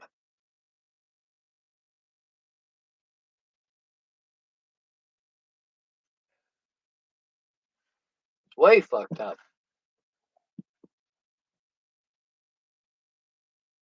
They're saying that the second smartest man on the planet is a Russian with Down syndrome. And I could be wrong about this, but didn't the first smartest person in the world die like 2 years ago? So that would technically make that man with Down syndrome in Russia the smartest man on the planet, would it not? A lot of y'all are realizing that autism doesn't mean retarded. Down syndrome doesn't mean retarded. But then again, in the courts, they're still playing that shit. They're still in the fucking dark ages in the courts. See, we got the cameras that we can use to keep the police straight. But what good does it do when the police can turn it off at will?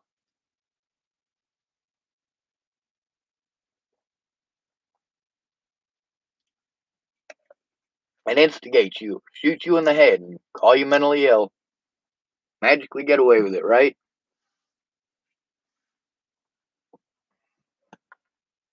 This video's been going for about 2 hours. I'm sorry they're so long now. You know, I try to stay away from places with a lot of anxiety. I went to the place where I go to try to relax, and of course, Sandy Fromm showed up again tonight.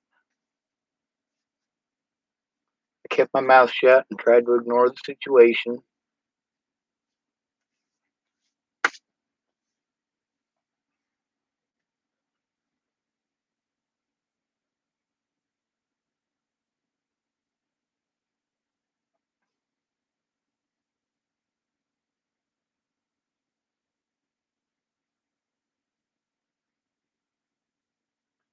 Yeah,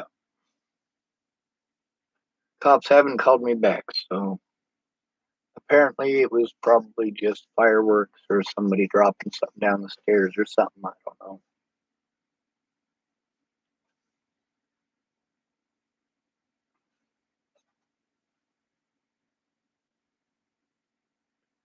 You know, and I say the good things that a lot of my predators did for me. A lot of times that gets thrown in my face. You took advantage of those people. No, no, I didn't. See, that's the thing. Well, these people pretended like when they did something fucked up, they pretended like I never said any of the good things that they did for me at any point in time. And you can see, like with Miss Peaches, hundreds of times I said how glad that I was that she was helping. It just turned out that she was full of shit about it. She wasn't actually helping. She was just saying she was gonna.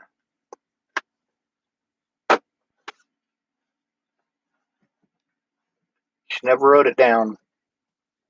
Tabby never wrote it down. Brandon never wrote it down. None of these people wrote it down. They knew I was telling the truth. They knew I was being abused. They promised to write it down. They promised to come forward, promised to tell the truth, promised to go in and make a report with me, promised to go into court and speak up, promised to speak to my public pretenders. And my public pretenders, they're telling me it's not their job to call the witnesses. Witnesses are telling me, yeah, dude, I'll talk to your pretender as soon as they call me. And I tell them, hey, well, my public pretender says that you got to call them. That's if I can reach them, which, well, when you're incarcerated and you don't have money on your books for the telephone, is difficult to do. Meanwhile, Mandy Hughes put money on my books while I was in Arapahoe County so I could use the telephone. But they had to prevent that money from being put on my books in order to complete their frame job, because if I'd have been able to go hold Miss Peaches or any of these other people and actually inform them about what was going on when it could have made a difference, well, that would have devastated their case. See, these predators are organized criminals. We're not talking about just one or two bad cops here. We're talking about an entire orchestrated criminal organization that we like to call the criminal justice system. If they assume your guilt, they will torture you into submission. And that is not a joke. If you tell on them, they will put you on suicide watch and laugh at you the whole way there before they strip off your clothes.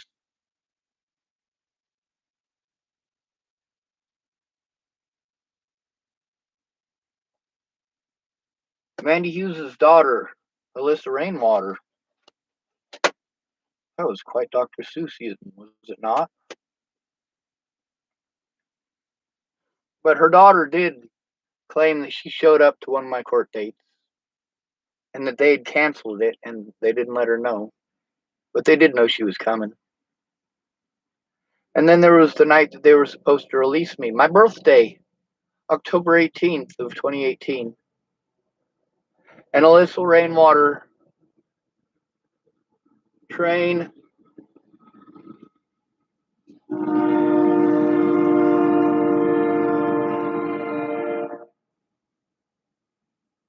Alyssa Rainwater supposedly waited all night for me. She drove several hours to go to my court date, right?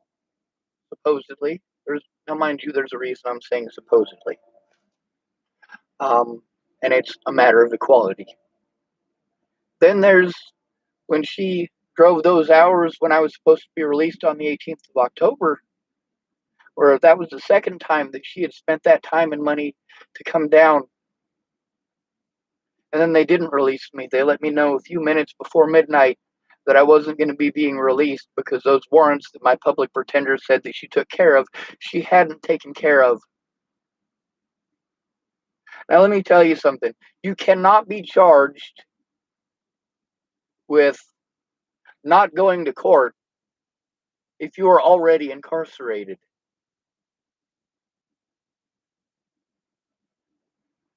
But sure enough, because I was incarcerated, I was prevented from going to my court dates. And then the fact that I was still incarcerated and I had missed court dates was used against me to pretend like I don't go to any of my court dates. The only court dates that I have missed have been the court dates that I missed because I have been incarcerated. I didn't break the law here. And by you ignoring that fact, because it doesn't fit your narrative, and you ignoring that fact because it allows you to frame me and allows my predators to get away, you are committing crimes.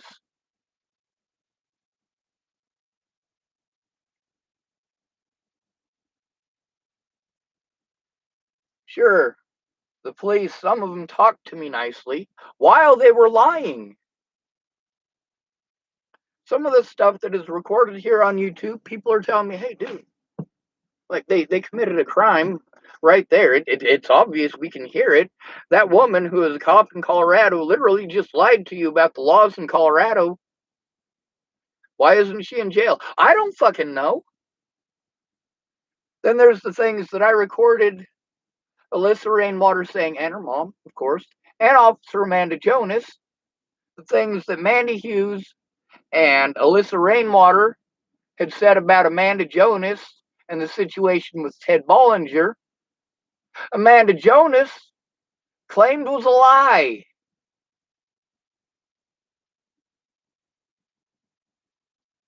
Now, who am I supposed to believe? See, here's the thing, is that once these people, when I wasn't able to do what they wanted, and they were frustrated, even though they're not having to go through it, I am, and they're not willing to stop and at least for a moment, look at the situation that I am currently in and whether or not I can actually implement the battle plan that you have planned for me.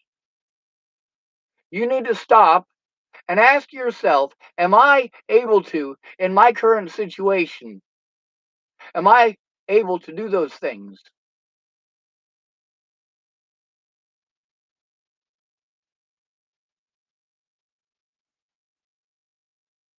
If my tires popped on the side of the road, I don't have a spare, and you're telling me that I got to be somewhere in 15 minutes, or it means that I'm not making any effort, I'm fucked. The reason that I say supposedly is because Alyssa Rainwater and her mom, who did not keep their word repeatedly, and I saved the evidence in their own words that they didn't keep their word repeatedly. I saved their excuses too. All of these, whether they're reasons or excuses, doesn't matter. If they made excuses, if these things that they said to me were excuses, then they lied. If the things that they said to me were the truth, then the cops lied. Which is it? Meanwhile, instead of hashing that out and figuring out what the fuck is going on there, nobody gives a shit. They're just fine with me being victimized because they don't want to fucking deal with it after they said that they were going to fucking deal with it. Oh, yeah, Sean, I can handle that. I can handle that. Yeah, Sean, I'm a big girl. I'm a tough woman. I've been through that before. Yeah, sure you have. No, no, you haven't.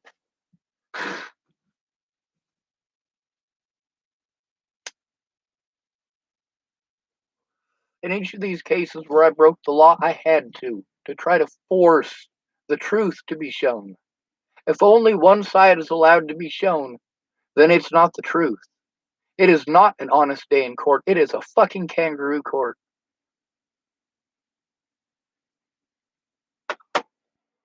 When it all comes down to it, people not coming in and talking to my fucking public pretenders and pressuring them to do their jobs, just showing up, it pressures them to do their jobs. If they know that somebody cares, they know that they can be sued if they don't do their job. But if nobody actually shows up, then nobody cares about them, and therefore they don't have to do their job.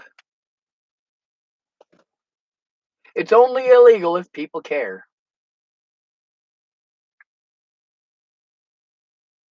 It's only illegal for Andrew Witcher to rape his stepdaughter if people care.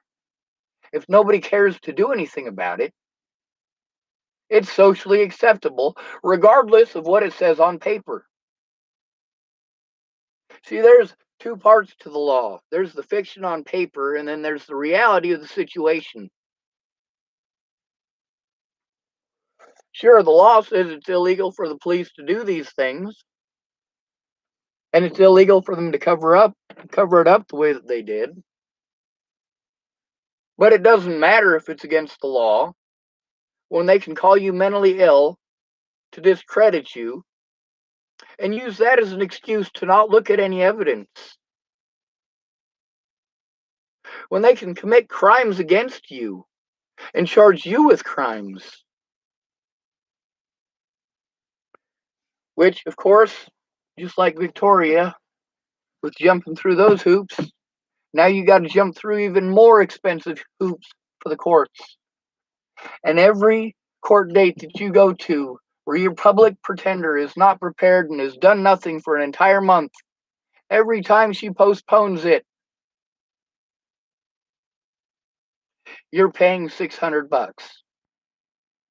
Between now and a month from now, when we have a second court date, it's going to cost me $600.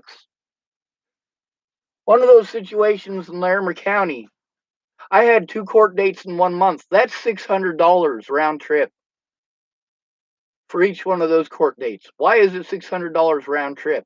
Because I have to go to my meetings to see my public pretender, or they say that I'm not trying.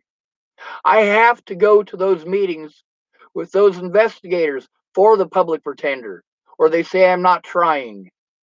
I have to go to that court date, or there is a warrant out for my arrest. I get arrested and I can't do any of the things that I need to do to help myself or to get the help that I need to defend myself from predators like Ted Bollinger.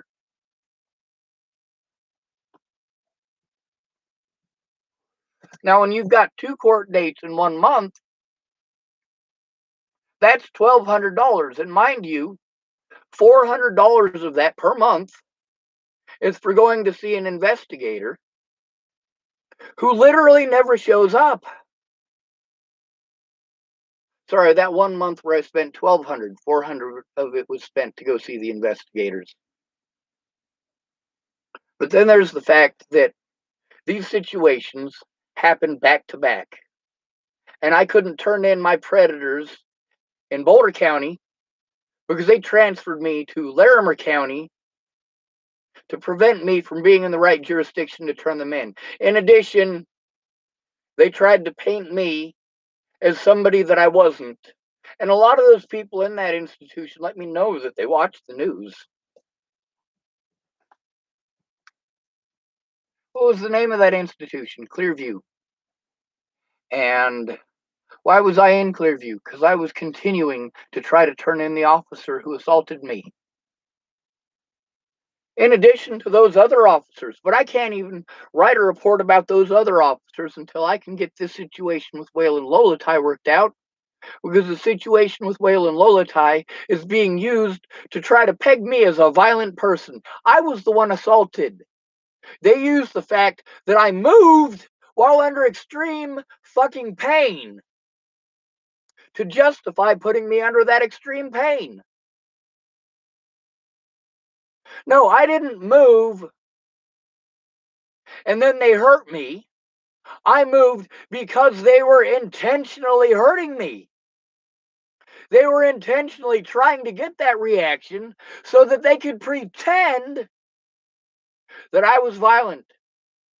They had to leave out the body cameras so that I couldn't prove that these officers were literally lying to me from the moment they showed up until they dropped me off at the fucking jail and assaulted me on the way in. I wasn't just assaulted by Waylon Lolatai that night. I was also assaulted by the guards in the jail. And those body cameras show that I was asking for the name of the officer who assaulted me, and they kept on denying it. Denying me the right to know the name of the officers. I had to find out 7 months later from Colorado Donkey Watch that the officer who assaulted me, his name was Waylon Lolatai. I knew it was either Lolatai or her. Her is not a female in this case. Her is actually the last name of an Asian officer, or rather, a officer of Asian ancestry. Trying to be politically correct here.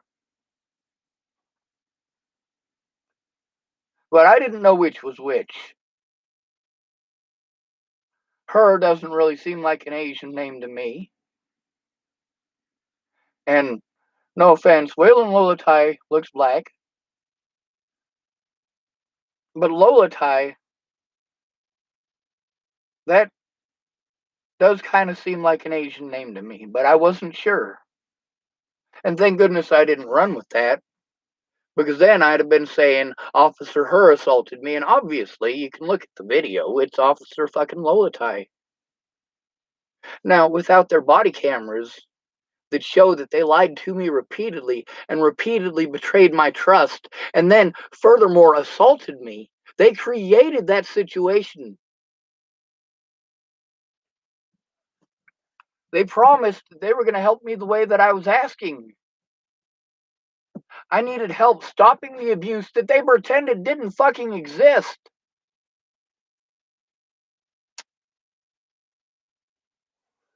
Oh no, nobody would ever harm somebody who has been pegged like that on the media. Not ever. He must be schizophrenic.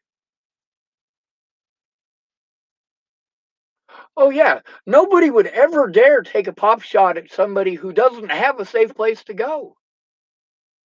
Nobody, after all of that stuff that we fucking crammed all over the news and the media, and all of these fucking nut jobs were fucking typing all over the place, and all of this hateful shit. Yeah, of course, nobody would ever try to harm Sean when he is stuck homeless in a vulnerable position. Of course, nobody would ever try to assault him. After all of that,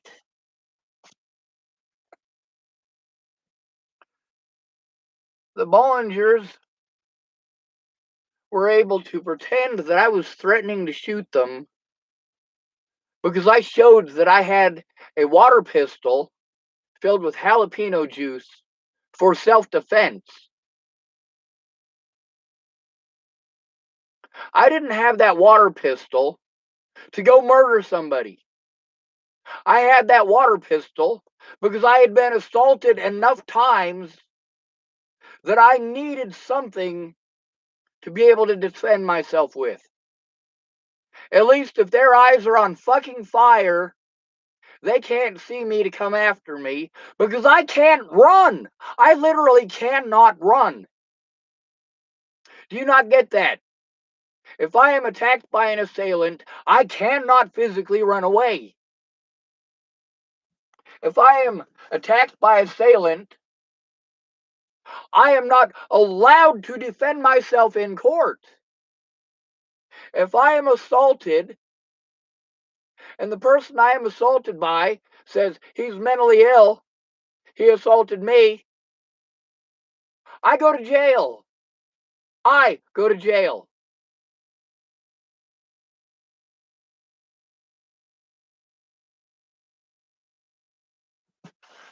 And then, after all of these officers that DaCosta was protecting are all gone, and he's got a new troop of officers who are already doing the same things, making the same fucking bullshit excuses, and committing the same illegal actions. The sheriff is fucking crooked. The sheriff is invested in hiding the crimes that he committed, including the crime where he allowed Jared Hahn to go somewhere else to evade prosecution. The same thing with Cody Selhorst, and the same thing with Jordan Anderson. These officers not documenting the abuse that I was going through when I took it to them the first, second, third, fourth, fifth, sixth, seventh, eighth, and ninth times. Actual predators who are actually on drugs, who actually have firearms when they're not allowed to, who actually go out of their way to assault people, who actually are sexual offenders.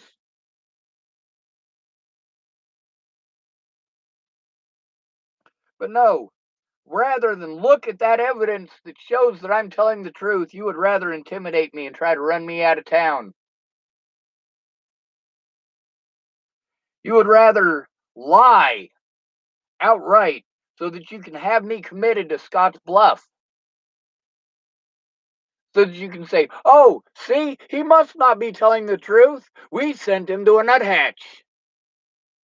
What was I trying to do when I was sent to the nuthatch? I was trying to turn in Jordan Anderson, which I had been trying to do for months. I was trying to turn in Cody Selhorst, and I was trying to turn in Jared Hahn.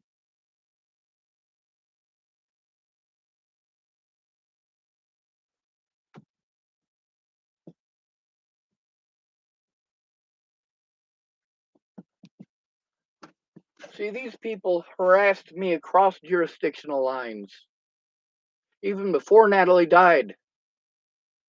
And people were telling me, hey, Sean, I can't do nothing about that. That's a different jurisdiction. And I tell Jen Beebe about some of the shit after Natalie's dead. I tell Jen Beebe about some of the shit that I'm dealing with here, and she says it's not my job or that's out of my jurisdiction. If you can drive here, it's not out of your jurisdiction. It's within Region 1. It is within Regional 1 boundaries. It is not out of your jurisdiction. We are within Chappell, Nebraska, is within the boundaries that Region 1 operates. It's not out of your jurisdiction, Jen Beebe. Region 1 with Tamara was badass. Region 1 with Jen Beebe is hell.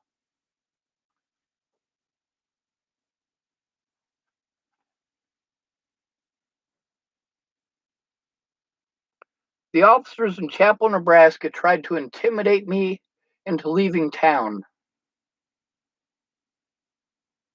Repeatedly, police wouldn't help me. But then, when I had been abused repeatedly and they repeatedly did nothing, and I have a fucking meltdown from the abuse, then they charge me with a crime, inject me with drugs, and send me on a fucking ticket to somewhere else. Later on, I might find out that I've got warrants in these places, and I do have to worry about that shit. And I do have to worry about hidden warrants. What's a hidden warrant? Most of you in DOC know exactly what a hidden warrant is. You ended up entrapped and in DOC because you thought, hey, it's been 7 years. I heard a rumor that after 7 years, it all goes away. I'll call them up and ask, do I have any warrants? If I got warrants, I'll turn myself in. If I don't, fucking cool. Oh, no, you don't have any warrants. All right. And you're thinking to yourself, well, if there was warrants and I go and turn myself in, they're going to go lenient on me because I turned myself in. Say you've been gone for 7 years and you want to go see your family, whatever it happens to be. You're like, if I spend fucking 3 months in jail, which is all I'm going to have to spend if I turn myself in, I can handle that. But you call them and they say there's no warrant. You're like, cool. That's what my public pretender, Pamela Carty, did. The 18th of October, my birthday, the night before, her and her boss had spent the whole night basically sending me into a panic attack, telling me that they're not going to do their jobs and that I got to fucking lie in court or they're not going to let me out. I have to plead guilty to this and pretend that none of these predators did anything wrong. And mind you, there's also a lot of stuff that's on that paperwork because I wasn't allowed to see it. All right. I wasn't allowed to see any of the slander against me. Not until after I was threatened, harassed, intimidated, and tortured into a guilty plea. My own public pretender kept that information from me. When I said I had no legal representation at any point in time, I meant it. Pamela Carty didn't show up on at least 7 different occasions. 7. The only 2 court dates that she showed up to were the ones that it was already too late for us to do any of the legal actions that could have been done because she just simply wasn't there, did not do her job, and was not there to do her job. She repeatedly did not show up to our appointments. Her investigator literally never showed up to a single appointment. She told me that if I pled guilty, and mind you, I told her that I wasn't going to plead guilty unless I knew for certain that I was going to get out. If I knew for certain that I was going to get out on the 18th, now this is in between the 18th and the 15th, of course, because on the 15th of October of 2018, this is when they sent me into a panic attack by outright lying to me and pulling fucked up shit. Like the DA tore up this plea agreement that Pamela Carty thought that I should sign. Tore it up right in front of me. I'm like, hey, you're not doing your job, Pamela. And there was this brand new judge. She's a female, and she's there because the male judge who was supposed to be there was having heart problems. Meanwhile, we're not in regular court. We're in, how should I say this? Football helmet court. When I said that when you're called mentally ill, they take away your rights to a real court date, and they have a special court date where you're not allowed to speak. Yeah, that's not a joke. It's a clean courtroom. Do you know what a clean courtroom is? That means there's you, the judge, the bailiff, the DA, and your public pretender. Nobody else is in the room. Nobody else is there to record the situation or record the court date. Nobody else is there to witness the situation. Now, they're not allowed to do this to you, but once you are called mentally ill, they're allowed to do this to you every single time.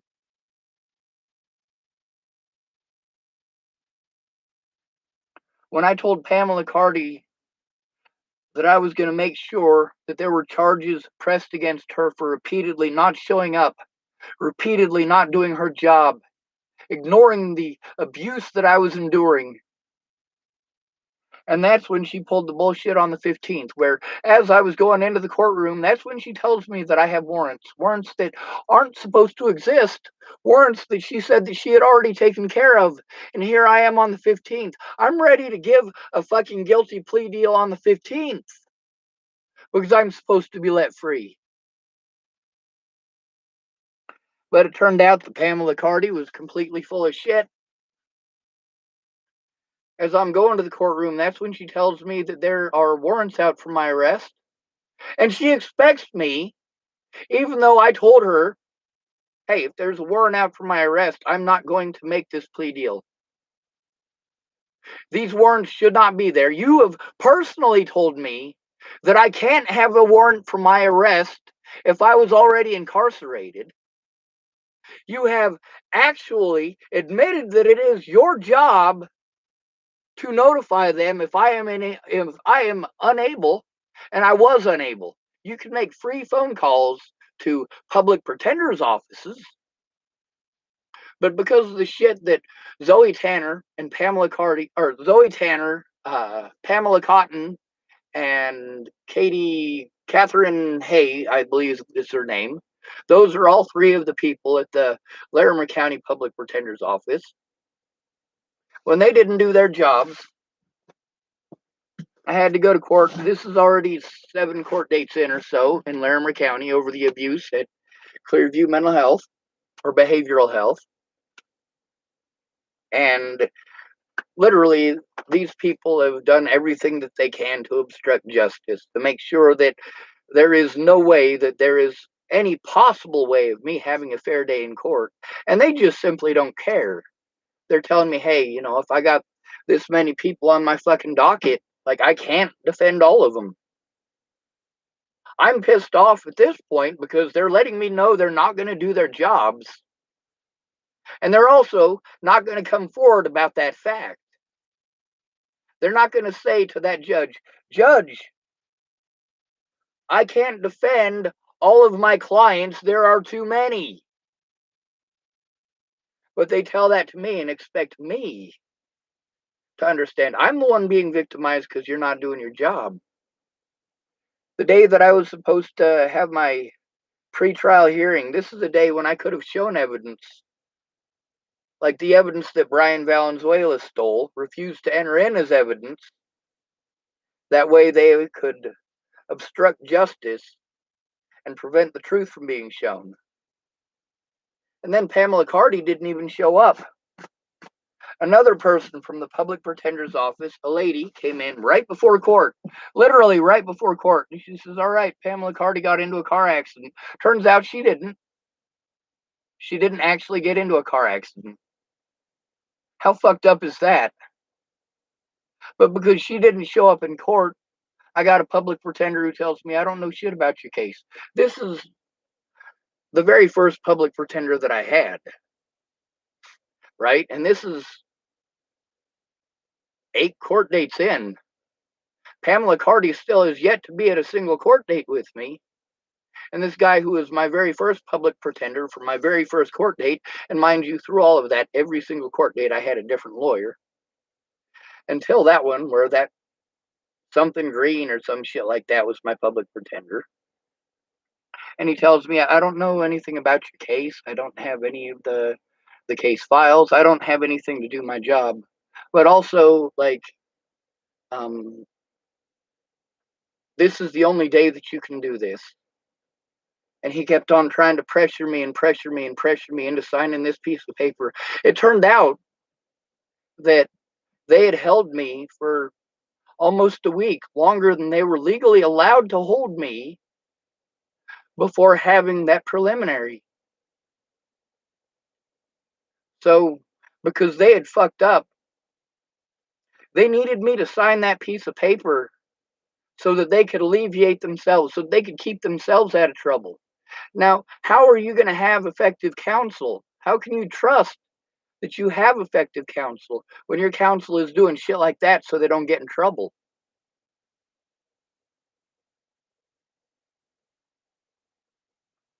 So he's telling me that he can't defend me. Today is the only day that they can do it. Pamela Carty can't come in because she was in a car accident. And guess what? If I hadn't signed that piece of paper, they would have had to release me that day. Did you know that? Because they had held me for so long, they had broken my constitutional rights, even as somebody who has no rights as a disabled person or mentally ill person. That number of days is pretty important. Most of the evidence that I needed to show, that I needed those public pretenders to look at, after they postponed the first court date, they destroyed my ability to actually use that evidence because it was no longer allowed in discovery. Just because my public pretender postponed for a month. And then she postponed another 6 times. Zoe Tanner, my replacement for those people, I couldn't call her free from the jail. Do you know why? Because she was a real attorney who was appointed to the case. It's not a free call. Pamela Carty has to make that call. She knew she had to make that call.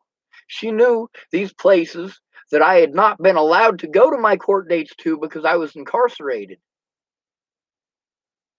So on the 15th, when she tells me there's those warrants, that she didn't do her fucking job. This is after my preliminary hearing where they had repeatedly broken the law and falsified information and omitted information and pretended things happened that didn't actually happen in order to force me and coerce me under duress into signing a piece of paper that alleviates them of all illegal actions that they committed. Why would they tell me that if I sign that piece of paper that I can't take them to court? Why wouldn't they tell me that if I sign that piece of paper, then I won't be released? Why wouldn't they tell me that if I don't sign that piece of paper, I will be released today? Why did they repeatedly outright lie to me? Why did they deny me counsel?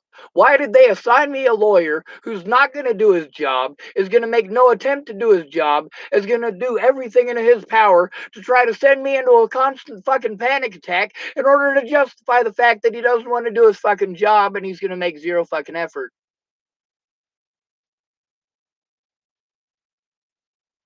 I had to break the law to get those court dates. You goddamn right. Because of everything that they had done before that to prevent me from doing the things that you guys keep telling me I can do. All of the things that they illegally did to me to prevent me from writing reports, and when I did write the reports, to prevent them from going anywhere.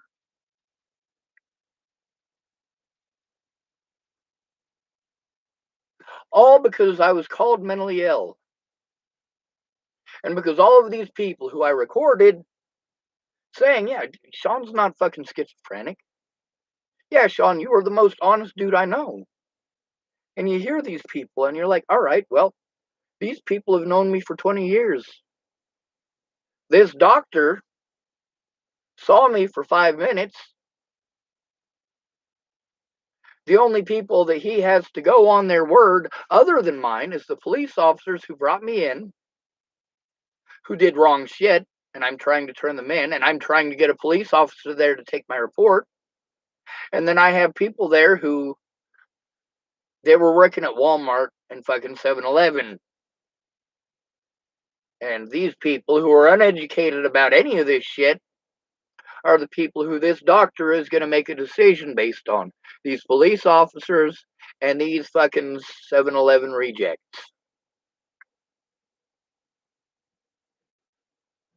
And it turns out that that whole 7-Eleven rejects thing is one of the things that got them closed down.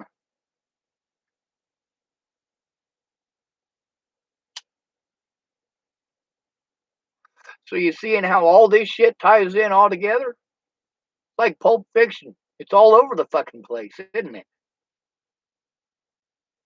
Like when I'm telling you about stuff that happened in August of 2018, there's a lot of shit that's tied into that happened beforehand.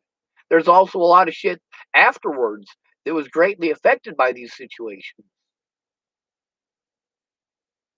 But the whole time, all of these people are getting away with it for exactly the reason I told you from the beginning. I was called mentally ill. And these people who I went to for help didn't think it was a big major thing.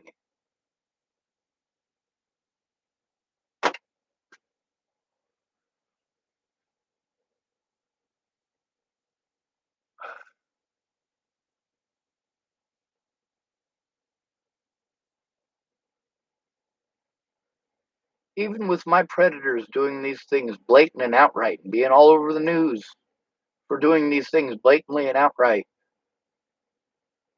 y'all still refuse to believe that people, these literal same people, by name, Ted Bollinger, Waylon Lolatai, Clearview, by name, these are in the news. What about Demetrius Shankly? That's right. He was killed in October of 2018 by two officers who had assaulted me in August of 2018.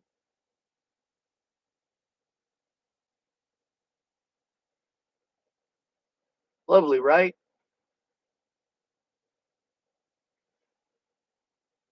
Now, they could either look at the cameras or they can just assume that I'm wrong. And in every single case, they assumed that I was wrong. In every single case, they prevented any investigation from happening. See, here's how I know that the police never investigated the crimes that I was turning in, that these other officers had committed. Not just the fact that they threw it in the fucking trash, but also the fact that they're telling me now that I don't have the ability to get that information. I don't have the ability to get that video evidence because it's been destroyed. If they had opened an investigation, they wouldn't have been able to destroy it. It would have been held for the investigation.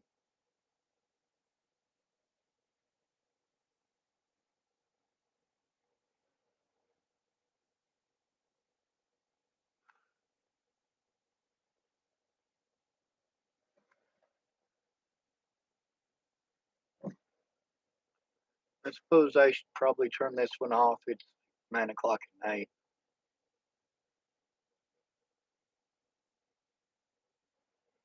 I had to go to my predators for help. People with a history of abuse against me. I had to go to those people for help because those people offered after Natalie died. Whereas the people that I thought were my friends, well, they were all too afraid. All too afraid to speak up. All too afraid of being targeted by the people who were targeting me. And meanwhile, in all of these Natalie Bollinger groups that were actually Sean Short's hate groups, they are chock full of fucking evidence of that. Now, after Joseph Michael Lopez was busted, a lot of these Natalie Bollinger groups went through and destroyed a whole bunch of that hateful, slanderous fucking bullshit. But in the group that was created by Katie, God, what was her name? I said it earlier. The Real Justice for Natalie Bollinger, No Drama. It was made by a woman who had made another Natalie Bollinger group prior, and her conversations are also here on the YouTube. But Rochelle Shelley Campbell and a lot of these other predators that I had to deal with, it turned out that she had already had to deal with these people when she made her first one. These people said, "Oh well, we're friends of the Bollinger family, and we're related to them, and this, that, and the other. Can you make us admins?" And she made them admins, and they fucking kicked her out. Why did they kick her out? Because instead of Sean bashing, she was trying to look objectively from both sides. So they kicked her out of her own group. And I recorded the conversation with her that proves that. How am I able to get any of the things that I need to get done with the things that, well, after recording those conversations, obviously those things did happen. These witnesses do actually exist. They're actually real people, unlike what the internet tried to portray. Some of these web groups and shit tried to pretend that Joanna Taylor Smith didn't exist, that she was an alternate account of mine.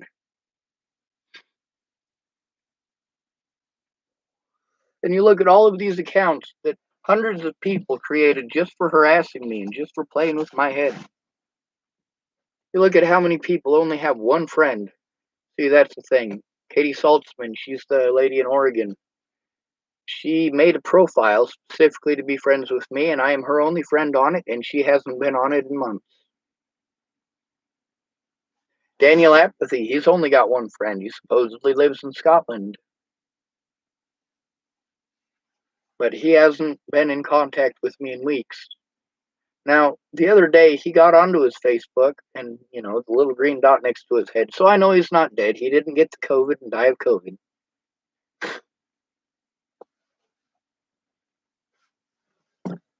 It's kind of funny how a lot of people promise that they'll do something when they know that I don't have the resources to make it happen. But when I do have the resources to make it happen, they magically can't be reached to keep their word.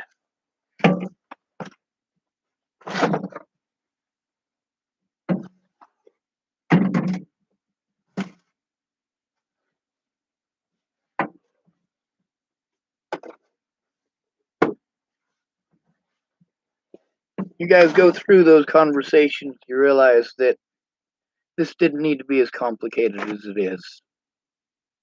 It didn't need to be a goddamn witch hunt. They chose the right person to victimize. They chose a disabled person for a reason. We're the easiest to victimize. When a police officer wants to fucking murder somebody, over half the time, it's somebody who's disabled. And almost half the time, it's somebody who's homeless.